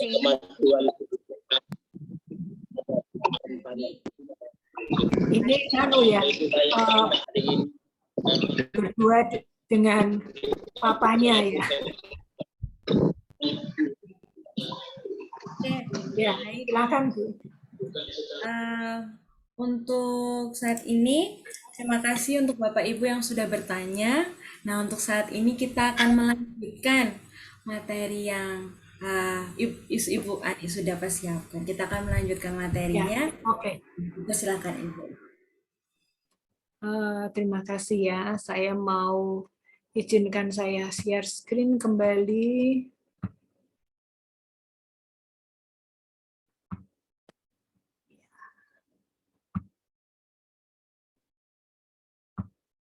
Ya, ini tadi. Kemudian tadi ya, apa itu potensi? Saya sudah jelaskan tadi apa itu potensi. Nah, kita mau berinteraksi nih. Mau berinteraksi. Saya pengen tahu nih, apa hambatan orang tua untuk menggali potensi anak itu apa. Nah, nanti saya butuh para orang tua bisa sharing, tapi sebelum itu saya pengen minta bantuan dari tim untuk bisa membuka dari ini ya, pointsofview.com play. Bisa minta tolong nanti dibukakan, di share screen kayak begitu. Nah, ini saya mau jelaskan. Saya stop share. Jadi ini fototerapi Bapak Ibu. Fototerapi itu artinya kita menggunakan foto sebagai terapi. Nah, kaitannya tadi pertanyaannya kan apa yang menjadi hambatan Bapak Ibu sebagai orang tua dalam menggali potensi anak. Nah, sebelum dijawab langsung, kita akan ambil satu foto dari Tools Points of View. Ya, ini saya sih punya yang edisi bukan online-nya gitu ya. Nah, cuman saya mau perkenalkan untuk edisi online-nya supaya Bapak Ibu bisa juga mau main-main juga bisa untuk misalnya untuk merefleksi diri sendiri gitu boleh. Apakah sudah bisa tolong di-share? Nanti saya minta volunteer mungkin Miss Deborah ya yang saya minta bantuannya ya untuk mengambil satu foto gitu. Bisakah tolong dibantu di share screen? Yang bagian ini, link www.pointsofview.com. Ya, Ini Mr. Julius sudah masukkan juga di kolom chat. Teman-teman boleh bantu untuk link itu bisa diikuti, dicoba juga. Nah, silahkan let's play. Bisa diketik, diklik let's play-nya. Nah, welcome. Kita skip saja. Kalau nanti Bapak Ibu mau coba di rumah itu ada lagunya. Kita ini hanya mau ngambil kartunya saja. Kita skip lagi. Nah, ini kita pilih family boleh atau love aja, love ya. Nah, pilih salah satu deh, mana bebas. Ya, should I trust my intuition juga boleh. Ini kita cuma mau ngambil fotonya aja kok. Jadi klik saja, next. Ya, start here. Diklik. Nah, minta kita abaikan pertanyaannya karena pertanyaannya adalah apa hambatan orang tua dalam menggali potensi anak. Silakan Miss Deborah pilih dot-dot ini warnanya mau warna apa? Merah, hijau, Warna biru. hitam. Apa? Warna hitam, Ibu. Ya, tolong warna hitam bisa diklik. Itu keluar lagi. Oke, ya. Boleh ini diklik besar gitu bisa enggak ya? Ini gambarnya supaya diklik gitu. Coba supaya enggak ada tulisannya. Oh, enggak bisa ya, harus choose card ya. Coba di choose. Ya. Oh, ini di sini. Berarti ini tinggal coba Miss Deborah sudah menjadi orang tua kah? Belum, Ibu. Oke, ya apa-apa. Tapi Miss Deborah kan guru kelas berapa? Saya guru bidang studi, Ibu. Saya guru bahasa Inggris. Oke, nah pernah ngalami maksudnya hambatan juga untuk mengajar kayak begitu? Oh, pernah, Ibu. Nah, sekarang gini, sebelum dijawab apa hambatannya yang mengganggu, coba perhatikan foto ini. Ini foto apa? Ya, ini foto apa? Amati foto apa? Terus kira-kira bayangkan ini ngomong apa sih dari foto ini? Kira-kira kalau Miss Deborah membayangkan melalui foto ini, saya itu ada di mana nih di foto ini? Saya orang yang mengambil fotonya atau saya itu benda atau objek yang difoto itu. Terus di situ kan ada kata-katanya ya, failure, gagal. Nah, kalau ini kata-katanya judulnya ini untuk foto ini tepat enggak ya? Failure, gagal. Kalau rasanya enggak tepat, ya enggak apa-apa. Bisa diganti yang rasanya cocok buat Miss Deborah, kayak gitu. Nah, kemudian kira-kira pertanyaan tadi apa yang menjadi hambatan guru gitu untuk menggali potensi anak dalam bahasa Inggris nih misalnya kayak begitu. Apa yang peristiwa apa, emosi apa, pengalaman apa yang terlintas, yang terkoneksi dengan Miss Deborah. Kira-kira seperti itu, Miss. Baik. Oke. Ini tidak ada yang benar, tidak ada yang salah, jadi jangan khawatir. Baik, kalau saya melihat gambarnya, di situ gambar seperti miniatur robot kecil, ya jatuh tergeletak gitu, kayak jatuh ke belakang gitu. Kemudian memang judulnya sesuai dengan gambarnya, failure. Kemudian saya di sini sebagai yang mengambil gambar. Jadi saya mengambil gambar tersebut. Hambatan kalau yang saya lihat kemudian yang terlintas di pikiran saya waktu saya melihat itu, karena saya rasa bahwa saya mengambil gambar di sini, saya merasa bahwa di situ adalah robot yang miniatur kecil itu waktu dia jatuh, tapi bukan sepenuhnya, atau waktu dia gagal bukan sepenuhnya kesalahan dia, tapi kalau dia gagal itu karena saya. Itu juga karena saya. Jadi saya yang memang melihat dia, proses perkembangannya dia, dan itu salah satu ketakutan saya sebenarnya. Saya takut anak-anak saya gagal. Anak-anak yang saya ajari bahasa Inggris itu mereka gagal, tidak paham, tidak mengerti.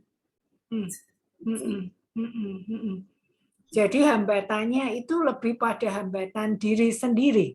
Betul. Apa bisa disimpulkan seperti itu? Ya. Oke, ya. Terima kasih Miss Deborah sudah mau jadi volunteer untuk ini. Bapak Ibu, ini contoh ya, karena mengingat waktunya, jadi kita nggak bisa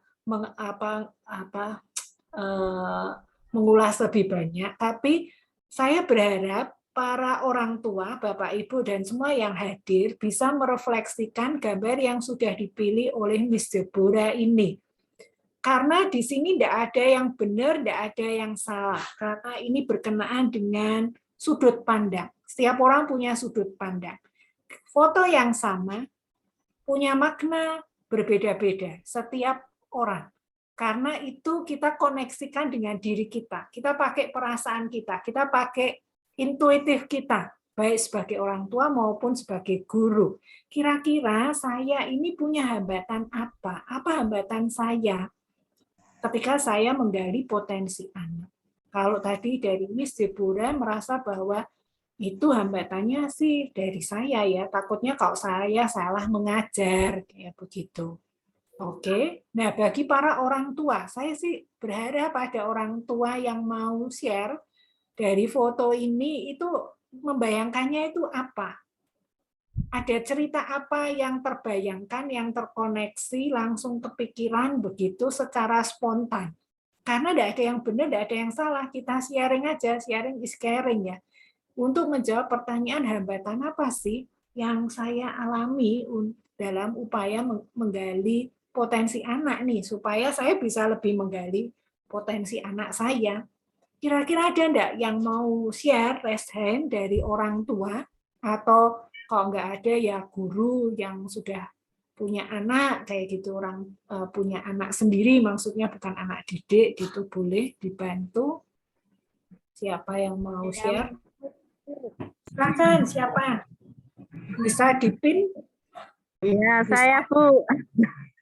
Oke. Kalau menurut saya lihat itu robot kecil jatuh, itu saya membayangkan seperti anak saya jatuh, dia mengalami suatu kegagalan. Saya sebagai orang yang memotret ya, melihat itu. Tapi pikiran saya di hati saya enggak mungkin anak saya akan gagal selamanya, dan saya pasti turun tangan untuk membantu dia untuk bangkit lagi.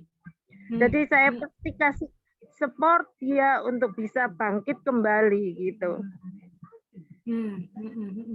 Ya, jadi hambatannya itu dari anak ya, anak itu mengalami kegagalan, tapi Ibu merasa bahwa ini enggak selamanya itu, saya akan berikan support ke anak itu supaya dia bisa bangkit dari kegagalannya. Oh, terima kasih Ibu, terima kasih. Jadi tidak ada foto jelek atau foto bagus gitu ya. Jadi kalau misalnya kata-katanya failure, ya kita kan dari Bu Stefani tadi mengatakan bahwa bagaimana caranya supaya anak saya tidak gagal. Itu memang kalau itu dibayangkan anaknya, tapi ya bangkit lagi, punya kecerdasan adversity quotient, gimana tuh supaya hambatan yang dialami anak bisa terbantukan, bisa dibantu untuk diatasi. Oke, kita lanjut untuk cari bagian yang kedua, tapi pertanyaannya itu ada apa yang akan pertanyaan yang kedua ada hal baik apa yang sudah orang tua lakukan dalam menggali potensi anak. Jadi pertanyaan yang kedua ada hal baik apa yang sudah dilakukan. Kalau tadi kan apa hambatannya? Ini singkatannya AHA. Saya berharap Bapak Ibu sekalian di sini menemukan AHA momennya. Jadi makanya A-nya itu apa yang jadi hambatan, H-nya itu hal baik yang sudah Bapak Ibu lakukan, baik itu orang tua maupun guru dalam menggali potensi anak. Silakan minta tolong dicus gitu ya, dipilih maksudnya lagi. Ini minta tolong Bu Stefani ya, boleh pilih ya, mau warna apa gitu ya. Ya. Pilih warna apa Bu Stefani? Orange. Orange, silakan orange.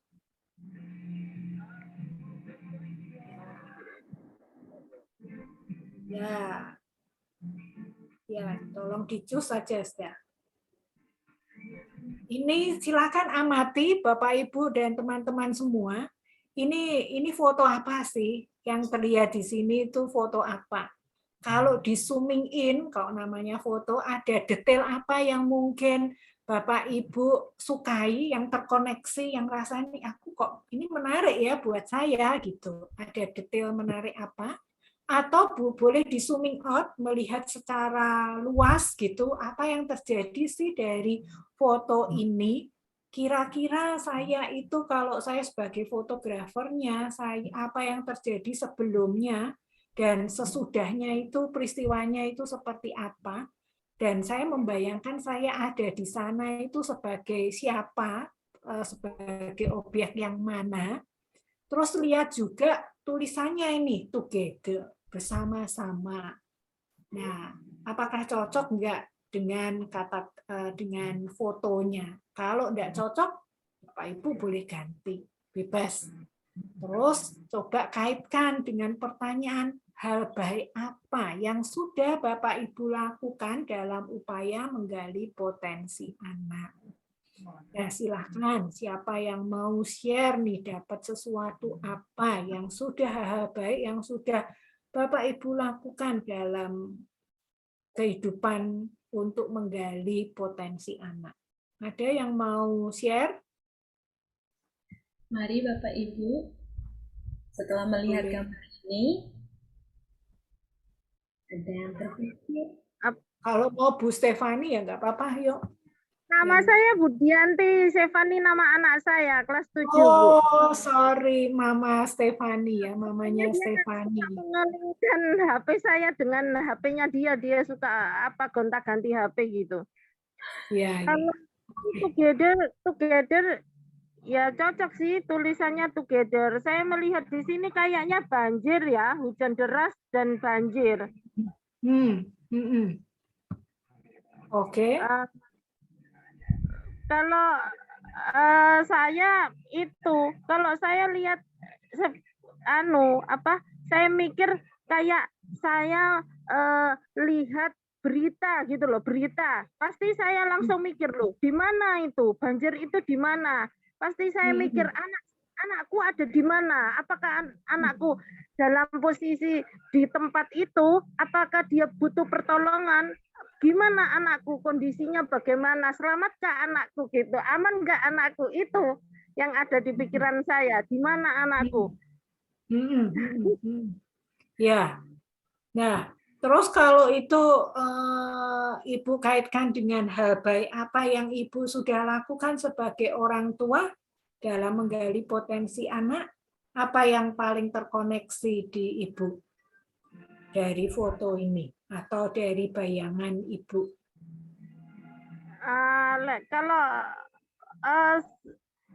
Kalau dalam kayak ini kan kayak ada itu ya, ada apa itu kayak hujan deras ya. Jadi kalau seandainya ada di saya pasti melindungi anak saya kalau dalam posisi dia di kondisi bahaya seperti ini gitu. Kalau ada hujan deras, hujan lebat, pakai payung, pasti saya memayungi dia gitu loh. Jadi saya pasti melindungi anak saya. Kalau misalnya dalam kondisi belajar pun dia nggak bisa, pasti saya turun tangan gitu loh. Di mana letak nggak bisanya, kenapa? Kalau perlu saya sampai telepon ke gurunya, sampai konseling ke gurunya, gitu. Mengupayakan ya, benar-benar. Iya, Aktif kenapa berarti. nggak bisa gitu loh? Kenapa? Di mana letaknya gitu? Ya, ya. Berarti Ibu aktif, juga Ibu melindungi. Hal yang baik yang sudah Ibu lakukan sebagai orang tua adalah aktif untuk bertanya, aktif untuk mencari tahu tentang perkembangan anak, juga melindungi anak dari hal-hal yang rasanya tidak baik kayak begitu ya. Terima kasih ya mamanya Stefani. Nah, ini ada mamanya Noah nih yang Iya, Bu. Kalau di sini saya melihat saya menjadi pembawa payungnya. Saya membantu di saat ada masalah. Tapi di situ saya melihat, saya merasakan saya paling menonjol itu loh, kayak gitu. Jadi kebaikannya yang saya berikan dari saya menolong atau membantu di dalam keadaan ini, saya takut ini ada timbul kayak dikira saya sombong atau ada timbul keiri hatian karena terlalu menonjol dalam melakukan kebaikan atau ya ini dari objek saya menjadi pembawa payung itu. Ibu membayangkan pembawa payung yang mana? Yang warnanya itu ya biru sama yang putih biru itu. Yes, ya. Terus ada yang menonjol kan berpelukan. Jadi kayak saling mengasihi, saling menolong, membantu. Tapi di situ menonjol, saya merasa kalau saya terlalu baik, saya terlalu menonjol, bahkan akan timbul di sekitar saya itu nggak tahu atau iri hati atau merasa wah terlalu sombong nih, kayak gitu. Itu yang saya rasakan dan saya lihat dari itu. Terima kasih Bu Ani. Ya, it's okay. Ini kan kalau tadi menjawab pertanyaan hal yang baik yang sudah Ibu lakukan dalam mendidik anak, kira-kira apa, Bu? Kalau dalam satu kalimat Ibu bisa merefleksikannya apa itu? Satu kalimat hal baik yang saya sudah lakukan untuk saya. Ibu sudah menonjol dalam menggali potensi anak, begitu, mendampingi anak, membantu anak untuk bertumbuh berkembang gitu ya. Berarti sudah all out gitulah. Maksudnya gitu Bu. Ya, oke, terima kasih. Jadi all out lah, maksudnya aktif banget tadi kan untuk mendidik anak, mengembangkan potensi anak. Oke, terima kasih Mama Noah. Ini ada Bapak atau Mister? Mister. Ya. Oh, Mister. Ya, silakan Mister. Ya, terima kasih Bu Ani. Gambar yang kedua ini kalau menurut saya cukup banyak yang bisa saya dapatkan. Terutama dari gambar itu saya melihat ada dua orang dengan payungnya sendiri-sendiri yang berwarna hitam sebelah kiri. Yang sebelah kanan yang paling pinggir yang kepotong itu tidak saya hiraukan begitu. Jadi ada 3 payung, 2 payung hitam, tapi di sana ada masing-masing sendiri-sendiri. Sementara ada payung yang biru putih, di sana ada 2 orang.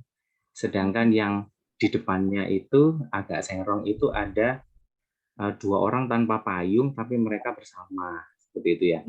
Jadi menurut saya dari gambar ini, apalagi yang 2 itu hitam-hitam gitu payungnya, kok rasanya kok sisi negatif bagi saya begitu. Alangkah indahnya kalau hidup kita ini bisa penuh warna, seperti payung yang berwarna itu, terus bersama-sama lagi, ya. Tidak seperti yang 2 itu yang tadinya masing-masing atau individual. Sementara kalau saya pun tidak punya payung, saya rela untuk jadi payung gitu ya untuk teman saya atau siapa yang misalnya memang membutuhkan seperti itu, seperti yang dilakukan oleh 2 orang yang sedang berpelukan. Itu yang bisa saya dapat dari gambar ini. Ini sama-sama mengalami sesuatu yang tidak menyenangkan, yakni hujan, banjir, becek, begitu. Entah ini menunggu, sepertinya tidak berjalan, mereka sedang menunggu sesuatu. Tapi kalau menunggu itu bisa bersama-sama, itu akan lebih nyaman gitu ya, proses menunggu itu daripada sendirian sudah hitam gelap lagi begitu Bu. Itu menurut saya. Terima kasih Bu. Ya, berarti intinya hal baik yang sudah Mister lakukan adalah berupaya untuk jadi payungnya itu melindungi, tapi juga mau bersama-sama dengan orang tua gitulah untuk ayolah menemukan atau menggali potensi dari anak. Boleh disampaikan seperti itu kah? Bisa Betul. seperti itu? Betul Ibu. Oke. Iya. Ya, terima kasih Mr. Willem. Ini kita mau masuk yang berikutnya ya. Ini ada yang raise hand. Ini Jevon. Ini siapa mamahnya Jevon atau ya silahkan. Selamat malam Bu. Selamat malam. Ya, saya papanya Jevon, saya Erik Bu. Oh, ya. Ya. Ya, salam kenal Pak Erik. Salam kenal juga. Saya ngelihatnya malah di sini apa ya, perbedaan malah. Jadi anak misalnya ya untuk yang pegang payung biru putih itu misalnya anak kita, jadi dia berbeda dari yang lain. Yes. Dan saya ada untuk dia gitu. Ya. Gitu sih. Saya selalu ada untuk dia. Itu aja. Terima kasih. Itu mengharukan ya. Maksudnya hal baik yang saya bisa lakukan ada, saya selalu hadir. Saya ada bersama anak saya sekalipun beda dengan yang lainnya. Ya, bagus sekali. Terima kasih untuk refleksinya yang indah, Pak Erik. Sama-sama. Ya, nah saya mau minta tolong ini, Bapak bisa pilih warna ya untuk pertanyaan yang ketiga, karena masih ada pertanyaannya itu kan apa, yang penting itu apa yang mau orang tua lakukan nih gitu dalam menggali, menemukan potensi anak. Tolong bisa choose gambar, nanti Pak Erik bisa pilih warna apa ya untuk diklik. Silakan mau warna apa? Bapak Jevon, boleh dibantu? Yang hijau, Bu. Yang hijau, silakan diklik yang hijau. Ya, kira-kira. Jadi kalau di sini boleh pilih, boleh. Misalnya kita, aduh kok gambarnya saya nggak suka ya, saya mau pilih gambar yang lain gitu boleh, tapi jangan cepet-cepet nih, karena yang pilih kan papanya Jevon nih. Kira-kira mau pilih gambar lain atau ini oke untuk menjawab pertanyaan apa yang akan orang tua atau guru mau lakukan dalam menggali potensi anak.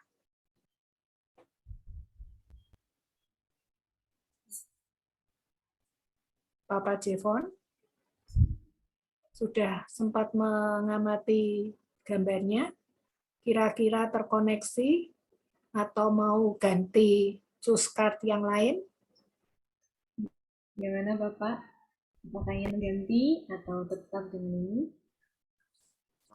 Bu, saya kok nggak bisa ya. Klik ya. Oke, berarti ganti ya. Oke, kita ganti. Change card. Silakan warna lain. Merah, Bu. Merah. Ya, kita tunggu merah yang kemudian. Yes. Ini ya, karena sekarang coba ini Papa Jevon boleh mengamati lagi foto yang dipilih. Ini gambar tentang apa? Kalau dibilang apa ada yang menarik, detail yang menarik yang disuka, atau barangkali ada gambaran besar, imajinasi apa yang terkoneksi dengan orang tua dan guru yang hadir di sini, untuk menjawab pertanyaan apa yang akan saya lakukan sebagai orang tua atau sebagai guru dalam menggali potensi anak saya.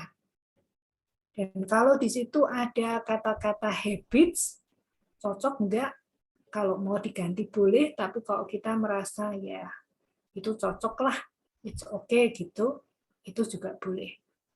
Nah, kira-kira apa? Tidak harus cerita panjang lebar, boleh dalam satu insight yang didapatkan dari foto ini. Saya berharap sih Papa Jevon bisa memulai terlebih dahulu sebelum yang lain. Kalau ada yang terkoneksi apa, sudah dapat insight apa, boleh langsung raise hand untuk bisa menjawab pertanyaan apa yang akan saya lakukan sebagai orang tua atau guru dalam mendidik atau menggali, ini dalam hal menggali ya, menggali potensi anak. Mari Bapak Erik, silahkan. Apakah sudah mendapat sesuatu? Saya ngelihatnya kayak habits ini cocok ya. Tadi kayak kelihatannya kayak memberikan kebiasaan di rumah, disiplin kelihatannya. Jadi memberikan contoh di rumah, itu aja sih.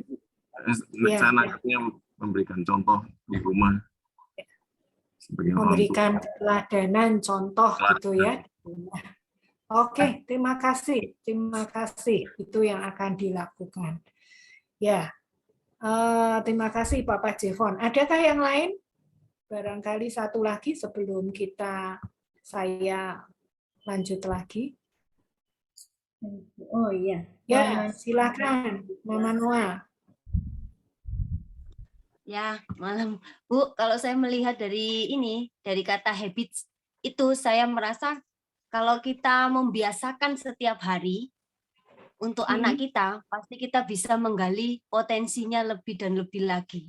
Karena dari kebiasaan itu kan jadi kayak jadi dari kebiasaan dia setiap hari yang dia lakukan, yaitu yang akan menanamkan dia. Seperti itu sih kalau saya melihatnya. Ya. Jadi Ibu akan melakukan, maksudnya menanamkan kebiasaan setiap hari dengan sengaja. Kira-kira mau kebiasaan apa, Bu? Hal kecil yang mau Ibu lakukan? Kalau saya sama Rinoa, everyday setiap hari selalu dia bangun tidur, pasti dia minum air putih, berdoa, memuji Tuhan, mendoakan semua orang, baca Alkitab. Itu everyday. Setiap hari yang saya tanamkan seperti itu. Karena saya selalu mengatakan sama Rinoa, kalau imanmu kuat di dalam Tuhan, Tuhan akan memberkatimu lebih dan lebih. Dari kesehatan, dari kepintaranmu, semua Tuhan berkati. Itu aja, Bu. Dan sama Ibu itu belajar itu. Ya. Kebiasaan itu Ibu lakukan rutin dan konsisten. Yes. Ya, itu ya. Oke, ya. Terima kasih, Bu. Terima kasih untuk share-nya. Ya. Terima kasih untuk semua yang sudah share. Bisa minta tolong stop share dulu ya. Nah, saya mau lanjutkan lagi ya Bapak Ibu untuk PowerPoint saya. Jadi ini hanya salah satu contoh. Nanti Bapak Ibu bisa coba sendiri untuk bisa masuk di link yang sudah di-share oleh Mr. Julius. Nah, itu bisa buat bermain begitu untuk kita dapat insight. Nah, saya mau lanjutkan dalam upaya kita untuk melakukan dalam upaya untuk menggali potensi yang perlu kita ingat juga adalah bagaimana kita itu mengasah mengasah 3 hal yang perlu kita ingat gitu. Ini tadi pertanyaannya. Mengasah pengetahuannya 3H supaya ingat kan 3H gitu ya. Bagaimana kaitannya dengan pengetahuan Ini kaitannya dengan pembelajaran di sekolah, kita perlu mengasah. Tadi Mama Noah mengatakan bahwa ya kita mengingatkan anak untuk terus belajar, itu kan kaitannya pengetahuan. Terus hand, keterampilan. Nah, keterampilan ini berkenaan dengan hal-hal yang bisa dilakukan tanggung jawabnya di rumah. Mungkin cuman menata apa selimutnya, merapikan tempat tidurnya setelah bangun tidur, itu juga satu keterampilan. Tapi juga heart-nya, bagaimana belas kasihnya, itu juga kita latih, kita asah, kita didik. Sehingga seperti Mama Noah, maaf ya saya buat contoh, itu membiasakan untuk berdoa, untuk memuji Tuhan, itu kan untuk mengasah hati. Nah, bagaimana head, pengetahuan, hand, dan heart ini betul-betul kita asah untuk anak kita bisa menemukan destiny-nya. Ya. Nah, hal yang lain yang Bapak Ibu perlu ketahui sebagai orang tua bahwa anak butuh 3 hal ini. Perasaan bahwa dia itu berharga, bahwa dia diterima dan dia tuh mampu, dia bisa. Jangan sampai kita merendahkan anak kita sehingga anak kita merasa tidak berharga, tidak diterima, tidak mampu, tidak bisa apa-apa. Tanpa orang tua, tanpa gurunya, dia mampu, dia bisa mandiri, bahkan sejak TK sekalipun dia mampu, dia bisa. Dia diterima apapun juga, dan dia berharga. Sama seperti tadi sharing dari Papa Jevon, gitu, Pak Erik, gitu kan, walaupun anak kita beda dengan yang lainnya, semua hitam-hitam barangkali, tapi anak saya itu putih biru, nggak apa-apa. Saya terima, saya lindungi dia. Saya terima karena dia tuh berharga. Dia karunia Allah yang ajaib. Dia tanda ajaib yang Tuhan berikan buat kami sekeluarga. Dan anak itu pasti mampu karena saya mau melatihnya. Even anak itu mungkin berkebutuhan khusus sekalipun, ya kita cari tahu. Kita akan melindungi, menolong dia. Saya selalu berada mendampingi untuk menemukan, membantu anak itu menemukan dirinya, untuk bisa anak itu menemukan destiny hidupnya. Itu tugas orang tua. Dan kita perlu memenuhi kebutuhan anak kita dengan 3 hal ini. Berikutnya, ajari mereka itu 3R. Jadi ada 3H, ada 3R ya Bapak Ibu. Rules, firman Tuhan. Senang kalau dengar kesaksiannya Mama Noah gitu ya, diajarin tentang firman Tuhan. Di sekolah ya, di rumah juga iya. Karena 70% itu mempengaruhinya kan baik di rumah maupun di sekolah. Terus perannya itu apa? Peran anak sebagai anak, jangan sampai anak jadi orang tua. Jadi orang tua takut sama anak gitu. Kalau enggak nurutin nanti anaknya gimana gitu. Nah, itu kan jadi keliru ya. Jadi kita punya anak juga diajarin peran yang dia harus tahu. Kalau di sekolah seperti apa, harus tunduk pada otoritas gurunya. Nah, itu kita mesti ajarin. Kemudian relationship, relasi yang hangat dan apresiatif. Jadi relasinya bukan relasi yang suka kritik, sama seperti tadi video di awal ya yang saya sebut ya, bagaimana kita itu bisa lebih apresiatif kepada anak kita. Contoh gampangnya itu kita selalu mengapresiasi hal baik, walaupun mungkin ada hal yang jelek, tapi kita katakan yang positifnya dulu, itu yang penting. Dan jangan pakai tetapi. Kamu baik tapi, nah itu menghilangkan kata yang pertama. Nah terus caranya gimana Bu? Ya puji-puji, titik. Nggak usah pakai koma, titik dulu. Kalau mau tegur ya tegur. Alangkah lebih baiknya kamu belajar dulu sebelum bermain, misalnya begitu. Jadi itu kan positif ya, daripada kamu sih pinter tapi kamu kurang rajin atau kurang disiplin, nah itu nggak enak tuh, karena percuma kata yang di depannya. Ini hanya masalah bahasa sih, tapi bahasa itu penting sehingga anak merasa diterima tadi, merasa berharga, merasa dia mampu. Nah relasi ini perlu diasah dengan hati yang lembut dan berbelas kasihan. Berbelas kasihan. Nah, ini quote yang saya dapatkan dari Pak Yakob Esra waktu saya ambil power character gitu ya, bahwa karisma itu membuat kita itu sampai di puncak, tetapi hanya karakter yang membuat kita itu tetap berada di puncak. Nah, anak-anak juga perlu diajarin nih, bahwa karakter itu penting, karakter hidup itu penting. Seperti itu. Dan yang terakhir, kalau Bapak Ibu mau menggali potensi anak, berarti itu mendampingi anak menjadi dirinya sendiri. Ini perlu kata kuncinya. Jadi dirinya sendiri, bukan menjadi imitasi orang tua. Saya berdoa dan berharap Bapak Ibu bisa diberi karunia Tuhan, hikmat Tuhan untuk terus mendampingi anak-anak yang Tuhan titipkan kepada kita untuk menjadi dirinya sendiri dan bukan menjadi imitasi orang tua dalam upaya anak itu menemukan tujuan hidupnya. Itu tugas kita sebagai orang tua. Saya stop share. Sampai di sini presentasi saya. Bagi ada yang mau bertanya, masih ada waktukah? Mungkin masih ada berapa menit ini sebelum kita close.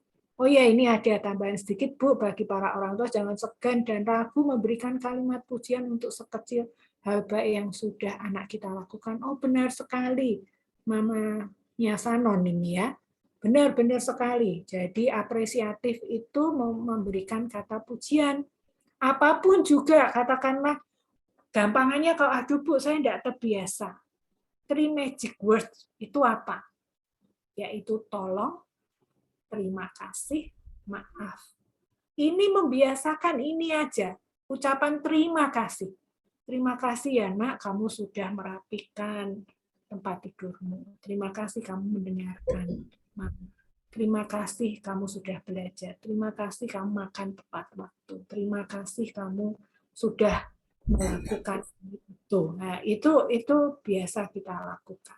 Ya, anak menjadi dirinya sendiri. Benar bahwa anak harus jadi dirinya sendiri. Terima kasih banyak, Bapak Ibu. Saya serahkan kepada Miss Deborah. Baik, Bapak Ibu, terima kasih banyak.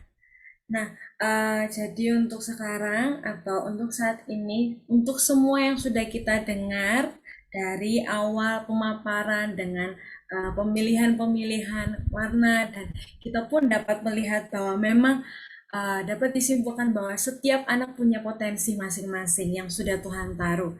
Jadi setiap anak sudah memiliki talenta masing-masing, hanya orang tua dan guru yang lebih menggali lagi atau melihat lagi dengan mengapresiasi kehidupan mereka, mengasah lagi dan menjadi peran yang baik. Nah, satu yang saya suka dan saya benar-benar senang adalah quote yang terakhir. Menggali potensi anak itu yang dari kata Ibu Ani tadi, bukan menjadi imitasi orang tua atau orang lain, tapi menjadi dirinya sendiri. Nah, itu saya suka sekali karena itu yang dibutuhkan oleh anak-anak zaman sekarang untuk menjadi diri mereka sendiri. Terima kasih Ibu. Mari Bapak Ibu kita berikan tepuk tangan yang meriah untuk Ibu. Bisa memberikan juga reaksinya. Ada emotikon tepuk tangan. Itu bisa Ibu Bapak Ibu berikan untuk Ibu Ani. Bisa juga memberikan ucapan terima kasih. Semua. Baik. Baik Bapak Ibu sekalian, puji Tuhan. Webinar pada malam hari ini diberikan kelancaran sampai saat ini. Nah, kami mau mengucapkan terima kasih untuk Ibu Ani Wijaya yang sudah meluangkan waktu dan berbagi dengan semua informasi, pengetahuan yang baik untuk kami guru-guru maupun untuk orang tua dalam menggali dan melihat potensi apa yang dimiliki oleh anak-anak kami. Kami juga mengucapkan terima kasih untuk Bapak Ibu Guru dan juga untuk wali murid yang sudah hadir, yang menjadi peserta dalam webinar parenting pada kesempatan malam hari ini. Dan kita juga akan menutup, kita sudah sampai di penghujung acara atau penghujung acara dari webinar ini. Saya kembalikan kepada Ibu Sulastri. Silakan Ibu. Terima kasih. Ya, baik Miss, terima kasih Miss Deborah dan Miss Ani yang sudah memberikan wawasan buat kita, khususnya orang tua dan Bapak Ibu Guru untuk menggali lebih dalam potensi anak. Ya, terima kasih atas pelayanan Bu Ani. Tuhan Yesus memberkati. Dan terima kasih untuk orang tua, wali murid, serta Bapak Ibu guru. Ya Bapak Ibu, kita akhiri acara pada malam hari ini dengan doa. Mohon dengan kasih Miss Anidia bisa tutup dengan doa. Miss Anidia masih bersama dengan kita. Miss Anidia. Ya, Miss. Ya, terima kasih Miss Ani. Ya, malam hari kita masuk di dalam doa. Bapa di surga, terima kasih Tuhan untuk malam hari ini. Tuhan menyertai kegiatan webinar kami pada malam hari ini. Kami sangat terberkati Tuhan untuk kegiatan hari ini. Biarlah melalui webinar ini Tuhan, kami para orang tua bisa mengembangkan potensi anak yang sudah Tuhan berikan kepada setiap anak-anak kami. Mampukan kami terus Tuhan untuk bisa kami menggali membimbing anak kami untuk menjadi diri mereka sendiri. Kami menyerahkan Tuhan, kami para orang tua untuk bisa mengarahkan anak kami, mendidik anak kami, mengembangkan potensi-potensi yang sudah Tuhan berikan kepada setiap anak-anak kami dengan campur tangan Tuhan, sehingga kami sebagai orang tua bisa mengarahkannya semua seturut dengan kehendak Tuhan. Menyerahkan Tuhan untuk anak kami juga dalam tangan Tuhan, biarlah Engkau berkati sehingga anak kami juga bisa tumbuh dan berkembang sesuai dengan apa yang Tuhan rencanakan buat anak kami. Terima kasih Tuhan untuk acara ini, sangat memberkati setiap kami para orang tua. Tuhan, kami juga menyerahkan untuk Bu Ani Wijaya yang sudah memberikan materi pada webinar malam hari ini, biar Engkau berkati setiap pelayanannya. Dimanapun Bu Ani, baik di sekolah maupun di gereja, di keluarga, di masyarakat, biarlah Kau pakai Bu Ani terus untuk bisa mengembangkan, menyalurkan, membimbing kami sebagai para orang tua untuk bisa memberikan materi-materi dengan baik, sehingga kami, para orang tua yang awam atau belum mengerti apa arti untuk mengembangkan potensi buat anak kami, dapat terberkati melalui Bu Ani. Kami menyerahkan Bu Ani, baik keluarganya, Kau juga berkati, pelayanannya juga Engkau berkati, dan kami juga menyerahkan Tuhan semuanya apa yang Bu Ani lakukan, biarlah semua karena kehendak dari Tuhan, dan biarlah Bu Ani depannya bisa menjadi selalu berkat buat orang lain. Terima kasih Tuhan, kami menyerahkan untuk Bu Ani dan tangan Tuhan. Kami juga sebentar lagi akan undur diri Tuhan untuk mengakhiri kegiatan kami pada malam hari ini. Biar Engkau berkati waktu kami selanjutnya, istirahat kami, biar Engkau juga berkati sehingga kami bisa istirahat dengan baik, dan esok Tuhan Kau izinkan kami kembali untuk melakukan kegiatan kami dengan baik. Terima kasih Tuhan, kami menyerahkan sisa waktu kami ke depannya dalam tangan Tuhan. Biar Tuhan akan tetap terus pimpin setiap kami. Hanya dalam nama Tuhan kami Yesus kami naikkan doa ucapan syukur. Amin. Baik, Miss Ani, terima kasih. Terima kasih Miss Ani dan Bapak Ibu guru serta orang tua dan wali murid serta anak-anakku semua. Kita akhiri sampai di sini. Selamat istirahat, sampai berjumpa kembali. Bila Tuhan mengizinkan, kita masih bisa untuk mengikuti acara webinar selanjutnya. Terima kasih. Terima kasih Bu Ani, Ya, Tuhan terima kasih memberkati. Bu Ani, selamat malam. Terima kasih. kasih. Sampai jumpa lagi. Terima kasih.